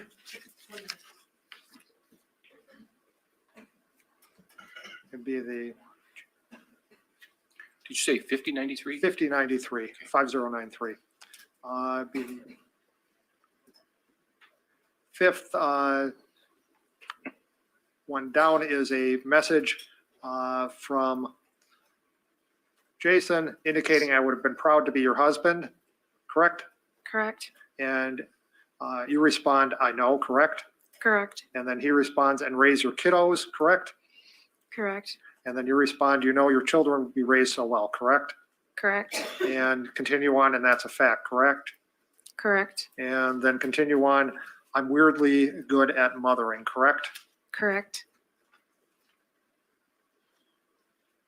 If you go to 5094, the very last text on that page, you state, or Instagram message, I should say. Please. All right, you may proceed. That text on the bottom, I'm not going to read the exact quote, but essentially you indicate that you would be portraying the pregnancy you had if you ever tried to have children with anyone else, correct? You said portraying. Did you mean betraying? Betraying, yes. Yes. And you continue on with the next page, top of it. It's a deep feeling, and that's just it, correct? Correct. And then you say, another one from you, can't shake and feel dumb and silly about it, correct? Correct. And then you say, hurts to know I'll never be able to have a child, but I just know what would feel right to me, and that's all, correct? Correct. And continue on, I feel so strongly when I feel, and it scares me a lot of the time, correct? Correct. And continue on, I'm passionate in love, and I'm hate, and then, correct? And I assume Correct. hate was not what you meant there, right? Yes. And you correct it in the next one to in, correct? Correct. All right. And then next one is I don't know, correct? Correct. And then Jason replies, me either as, correct? Correct. And you state, you state next, I'm sorry, correct? Correct. And Jason then replies, I don't want kids with anyone but you, correct? Correct. And you state, that's how I feel also, correct? Correct. It just feels wrong, correct? Correct.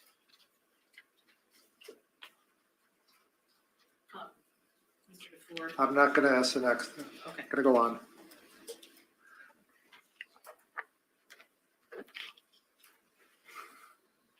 And on the next page, which would be 5096, the second text down, or second Instagram message down is, it's not because how cute and the wonderful genetics we pass on, it's, and then you continue, more emotional and ancient, correct? Correct. All right, I think that's it for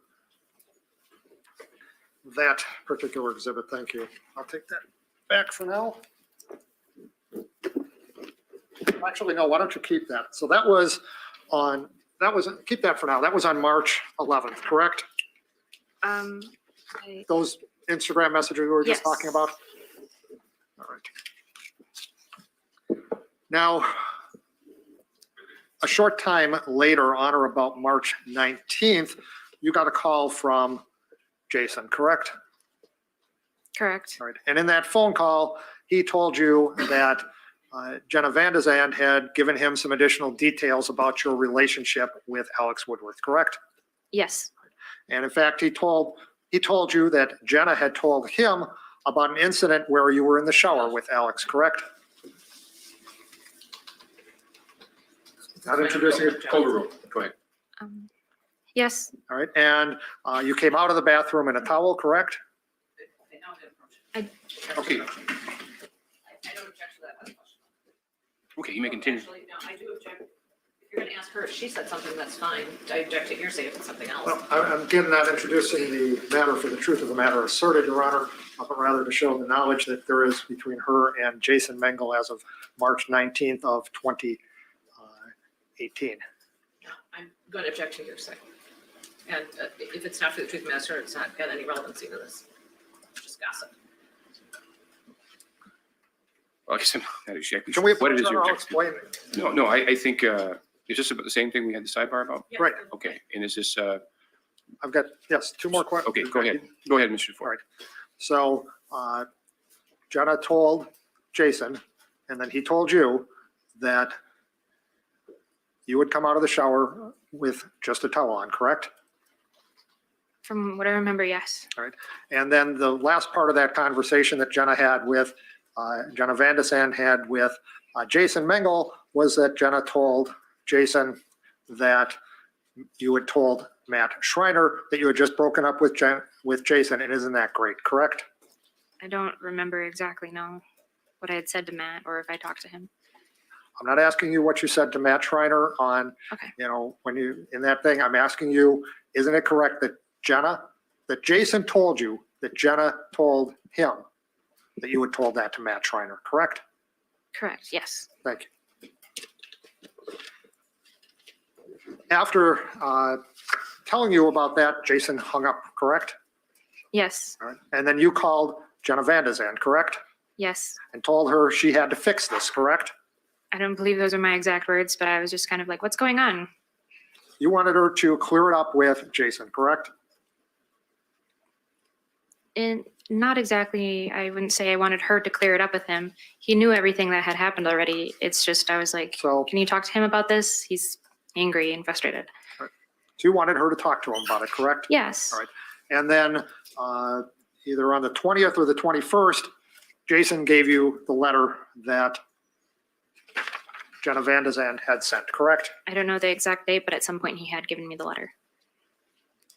And in that letter, you read the letter, correct? Yes, I read it. And Jenna essentially said she was washing her hands of the situation, correct? Yes. Can you turn to, you still have Exhibit 420 up there? That is correct. Can you turn to, it's towards the end, and unfortunately my copy here doesn't have the DOJ page numbers on it, but it would be, I believe, 5361. I have that page pulled up, yes. All right, and is the top message on there one from Jason to you that says he said this isn't usual Jason breakup behavior? Yes. All right, great. This Instagram exchange appears to be around 1707, which would be around 5:07 PM on March 21st. Yes, early in the morning. All right, and Wait a minute, I'm confused. Is this UTC or is this Wisconsin? this is Wisconsin time. This exhibit converted everything to Wisconsin time. Okay, so just so it's clear to me, I'm sorry, Council, 17, you said 1707? Yes, which would be 5:07. Oh, in the evening. Is that Correct, what you're referring to? correct. Okay, I'm sorry. Okay. All right.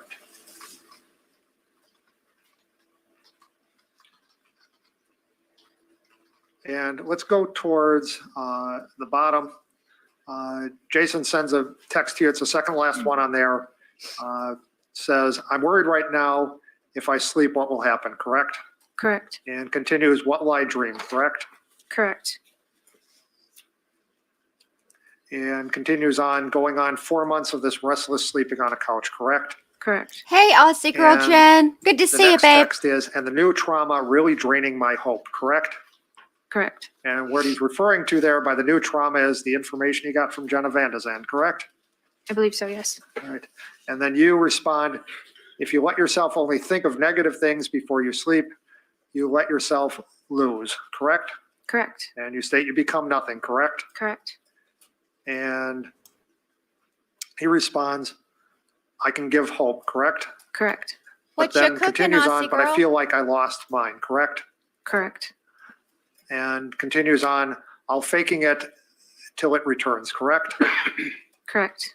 And you respond, yes, it's hard to try and stop thoughts, but it's not hard to replace them in positive ways. And the more you do it, the better it will get, correct? Correct. And continue on, sorry if I seem slightly distracted. I'm filling out an application also, correct? Correct. And then Jason replies, I was drinking enough to forget and see her, correct? Correct. Literally, it continues on, literally how sad is that, correct? Correct. And you respond, I'm right here, correct? Correct. And continue on, each time you say that, you throw her away, correct? Correct. I don't think so. Coolest reviews. Maybe And you continue did. on and push her further remember and that. further down, correct? Correct. And continue on, that's how I feel, correct? Correct. And then Jason responds, you know what I mean, correct? Correct. And then continues, the idea of you, Correct. the one, correct? Correct. The girl proved me wrong, correct? Correct. Everything I never knew I always wanted, correct? Correct. And you respond, yes, but I'm not an idea. She never was. I am a human. She's alive, fighting harder than, correct? Correct. Just know that and respect her, correct? Correct. And then Jason responds, I can, correct? Correct. Poor Kes Also chick. continues on, but I also can't hold my tongue. Now speaking thoughts isn't going to help either of us, correct? Correct. And continues kind of what got us in this situation, correct? Correct.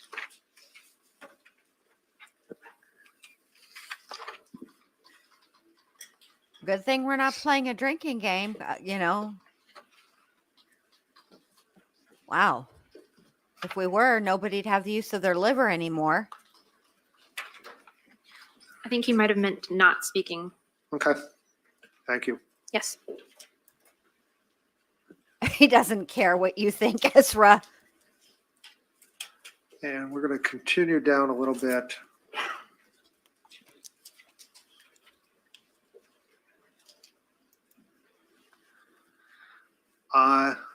Going to, it should be 5365 at the bottom.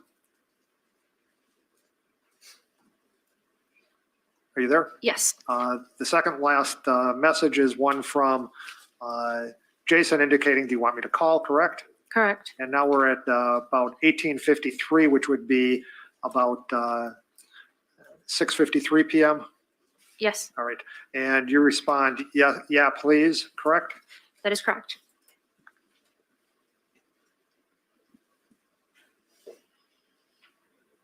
And then continuing to the next page, about halfway down, right after it indicates that Journal 2 and Journal 1 were last updated. Do you see those? Yes. All right. It says there was a message from Jason indicating was nice talking, correct? That is correct. And you say very nice, correct? That is correct. And he then states, hope you feel a little better, correct? Correct. And you respond, I do. I hope you also, correct? Correct. And you state, it's nice to hear a voice that makes me calm, correct? Correct. And Jason then responds, all things considered, I miss your voice, correct? That is correct. Yes. And you respond, well, you know, it's the same for me, correct? Correct. And then skipping a couple, it says, truly, it was nice talking. Let's keep it up, correct? Correct. And he replies, we should try, correct? Correct. And then states with you working, it's going to be less often, correct? Correct. And he says, and same here, hopefully, correct? Correct. And you then respond, good days, bad days, I'm happy to talk. Oh, don't worry, plenty of time between work and sleep to talk with the jobs I'll be having, and I'll happily talk, correct? Correct. And continue on, don't forget I also have the phone next to me at night. Here, if late night you really text, need to call, correct? Correct. And Jason responds, good to know, correct? Yes, that is correct. And then asks you what time you're thinking of coming Wednesday, correct? Correct. All right, and this is an Instagram message that was on March 21st of 2018, correct? That is correct. All right, which would have been a Wednesday, correct? Yes. All right, because we know March 22nd was a Thursday, correct? Correct. So this is referring to the next week, meaning March 28th, correct? Yes. All right. And continues on, and do you have to work that night, correct? Correct. And continues on, and do I need anything prepared, correct? Correct. And then you respond, well, the appointment was for at 1, and yes, I work that night at 9:45, 10 p.m., correct? Correct. And then state, I would just bring your IDs and stuff, correct? Correct.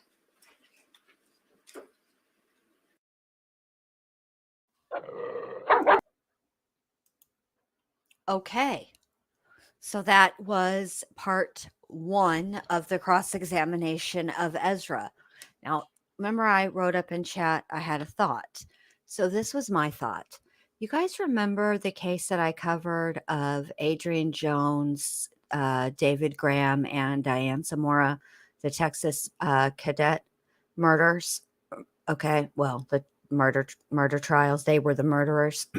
Well, the whole premise of that was this love triangle, right? That between that David and Diane had this long, sort of tumultuous and toxic relationship, and that Adrian was the then became part of the triangle because David said that he had slept with her, which I actually was not true. But anyway, I was thinking, what if Ezra's motive for doing this to Alex was the same as David's motive was for killing Adrian Jones? Some weird, fucked off proof that she really did love him and didn't want to have anything to do with him anymore. That, yeah, I know that you showed up and I blew you off and I was cold to you. And I feel bad about that. So basically, here's my peace offering, if you will. Do you know what I mean? That's what I kind of am wondering, what her motive was. Because nothing else, not that motive even makes a whole lot of sense. No, I mean, honestly, but I feel like that what else could it have been? Honestly, what other motive could she have had to get rid of Alex? Because she had to have known from the situation with Jason Hansen that,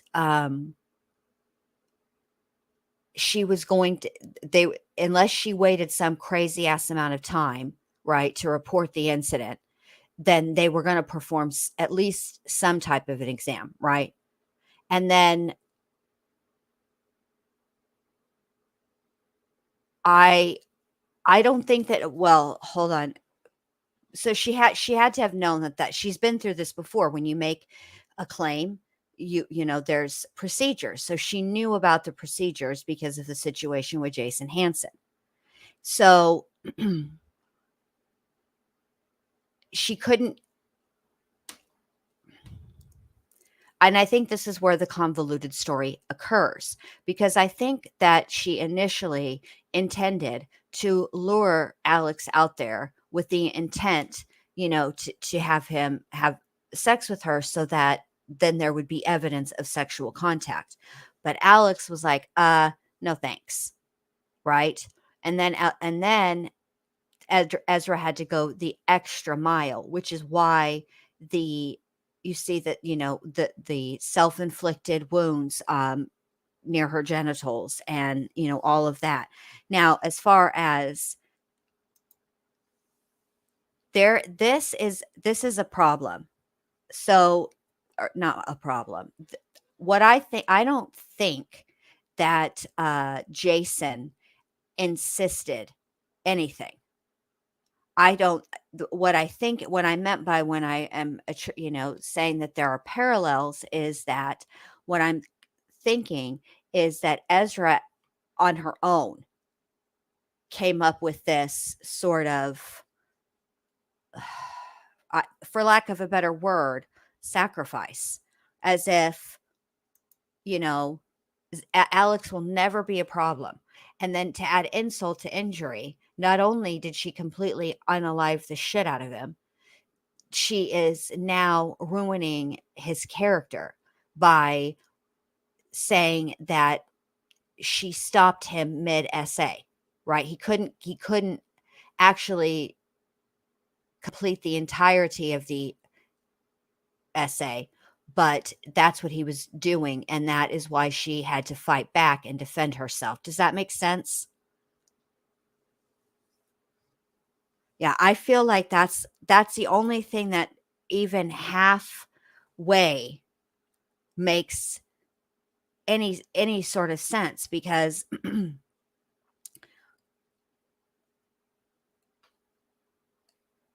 the problem I'm having with this whole scenario is, according to Jason and Ezra, right? When Jason showed up at Alex's house and went upstairs, the three of them had a discussion and all came to some sort of agreement that they handle this in a public place, which is weird on its face anyway, because Alex's roommate was there. So it's not like they were unsupervised completely, right? So why not just finish and have the conversation there? They weren't unsupervised. Why did they leave? Ezra had to get him away from supervision. A witness, if you will. She needed there to be no witness. There's plenty of places that they could have gone that would have been 5-10 minutes up the road, if that. Instead, they go somewhere that she's never been to before. I doubt Alex had ever been there. How they found it, I'll never know, but they did, right? And it's completely secluded. If it hadn't have been secluded, there's no way it would have taken them 24 hours to locate Alex, right? This isn't a place that they were going to, first of all, they were not going to be interrupted, number one, which is for Ezra to do what she needed to do. That was going to be important and key. But number two, it was so out there. I don't mean like distance wise, just isolated wise, that nobody was going to stumble on finding Alex before she was ready for them to find Alex. Do you know what I'm saying?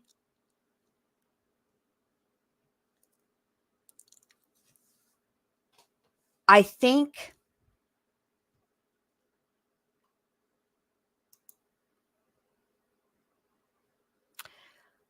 I think that because they're still reading the text message exchange between Jason and Ezra on the 20, that was the 21st, which would have been the day before. And just from the text message exchange that's been read so far, what it sounds like to me is, for Jason's part, there is Jason will give a little and then get a response back from Ezra that she's agreeing or biting, if you will, on the line, right? And then the follow-up text almost comes across as if he's retreating and somewhat aloof, as if he doesn't actually want to commit all the way. But it's very, very interesting to me and telling to me about the discussions they're having with respect to children. Because when Jason testified, he very much characterized this relationship, more specifically when they spoke about children and marriage, as if they spoke about it in a joking way. Does that, at what you heard, does that at all sound like I'm just messing around? Like they don't, like it's a joke? No. Who jokes around and by saying, well, he didn't actually say, but by writing, you're the only person I ever wanted to have kids with, or you're the only person I want to have children with, whatever it was,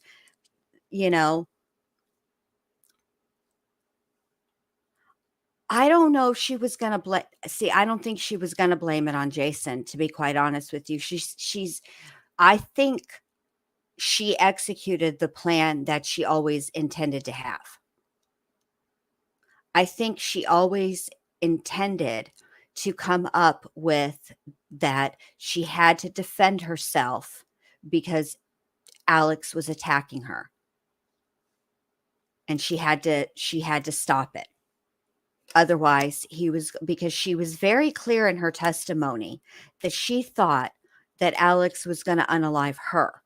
And the reason she thought that was because he had a knife. Well, let me say this. Do you know how many times I have a knife in my hand on any given day? You know what I mean? Not because I'm actually using the knife mostly to cut stuff, fruit, vegetables, stuff like that, cooking wise, right? So just by having a knife in your hand, that's not actually threatening. What's weird, because there's no threatening language. You see what I'm saying? She testifies that she had 3 in the vehicle, if I'm remembering correctly.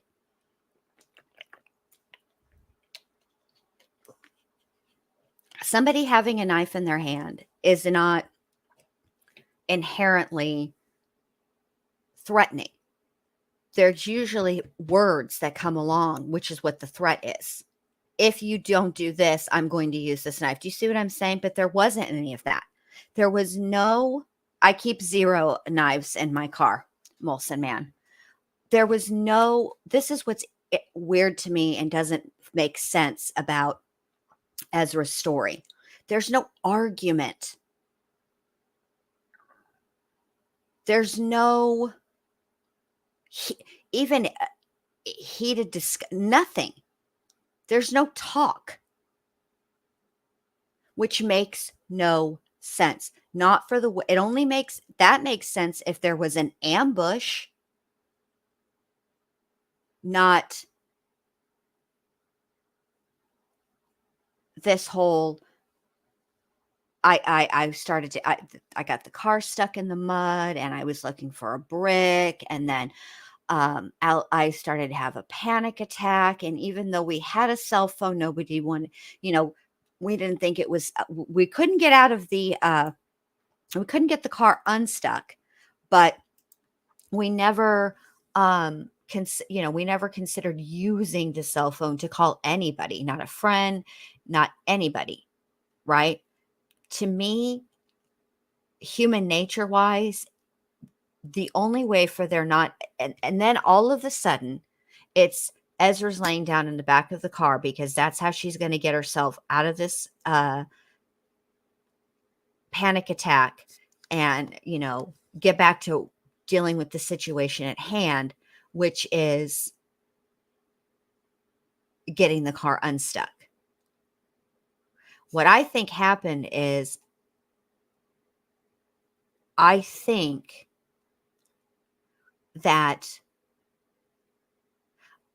Ezra got the car stuck intentionally. And I think that Alex was frustrated with her because he didn't want to spend any more time with her than he absolutely had to. But there was, she doesn't even talk about what they actually talked about, right? The whole reason for them was that they were going to have this closure conversation, but it needed to be done in nature. Not in, which is, I guess, in Ezra speak, a field worth no witnesses, because they wanted to do it out in nature. They totally could have just gone for a walk around the neighborhood, for Pete's sake. They didn't have to, go out to this spot. It doesn't make sense. And then, good night, Max. Thanks for coming, babe. So there's no argument. And I don't really want to bring it back to this case, but think about what Chris Watts said. All he would say is that there was an emotional conversation, but wouldn't talk about anything that was actually said during this emotional conversation. Ever. He's never said that I can remember, that I can think of. So none of this makes sense. Other than what he spoke a few words, Alex spoke a few words to her, asking her if she could see. I mean, none of it just doesn't make sense. Her story makes no sense at all. Even if you're not even looking at the forensics part of it, even if you take that completely out of the equation, just the human nature aspect of it makes no sense. So anyway, maybe when we, I'm curious as to what else what else they're going to read, because with these text messages, I really do, because maybe we'll get a clue. Just like we were all confused why Jason showed up that day at Alex's house, right? It seems like I was under the impression, and I don't think I was alone in this, thinking that they may have texted a few times back and forth casually as friends, hey, check in, how you doing, or something to that effect. But that's not how it was. They were back to seeing each other on the low, and they didn't want anybody to know it. So now that makes sense. So I'm curious. Hopefully we'll see more of these, because they weren't actually texts, they were Instagram messages, and some text. So I'm curious if we'll hear a little bit more. But for tonight, that's where we're going to leave it. So I want to thank all of you guys for being here. Thank you, Molson Man, for being an excellent mod. Thank you to everybody for your awesome chat. We had an awesome chat. And I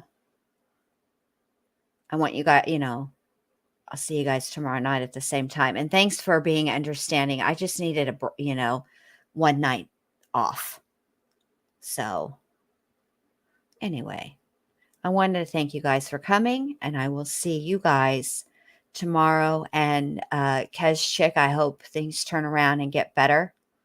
I hope the situation,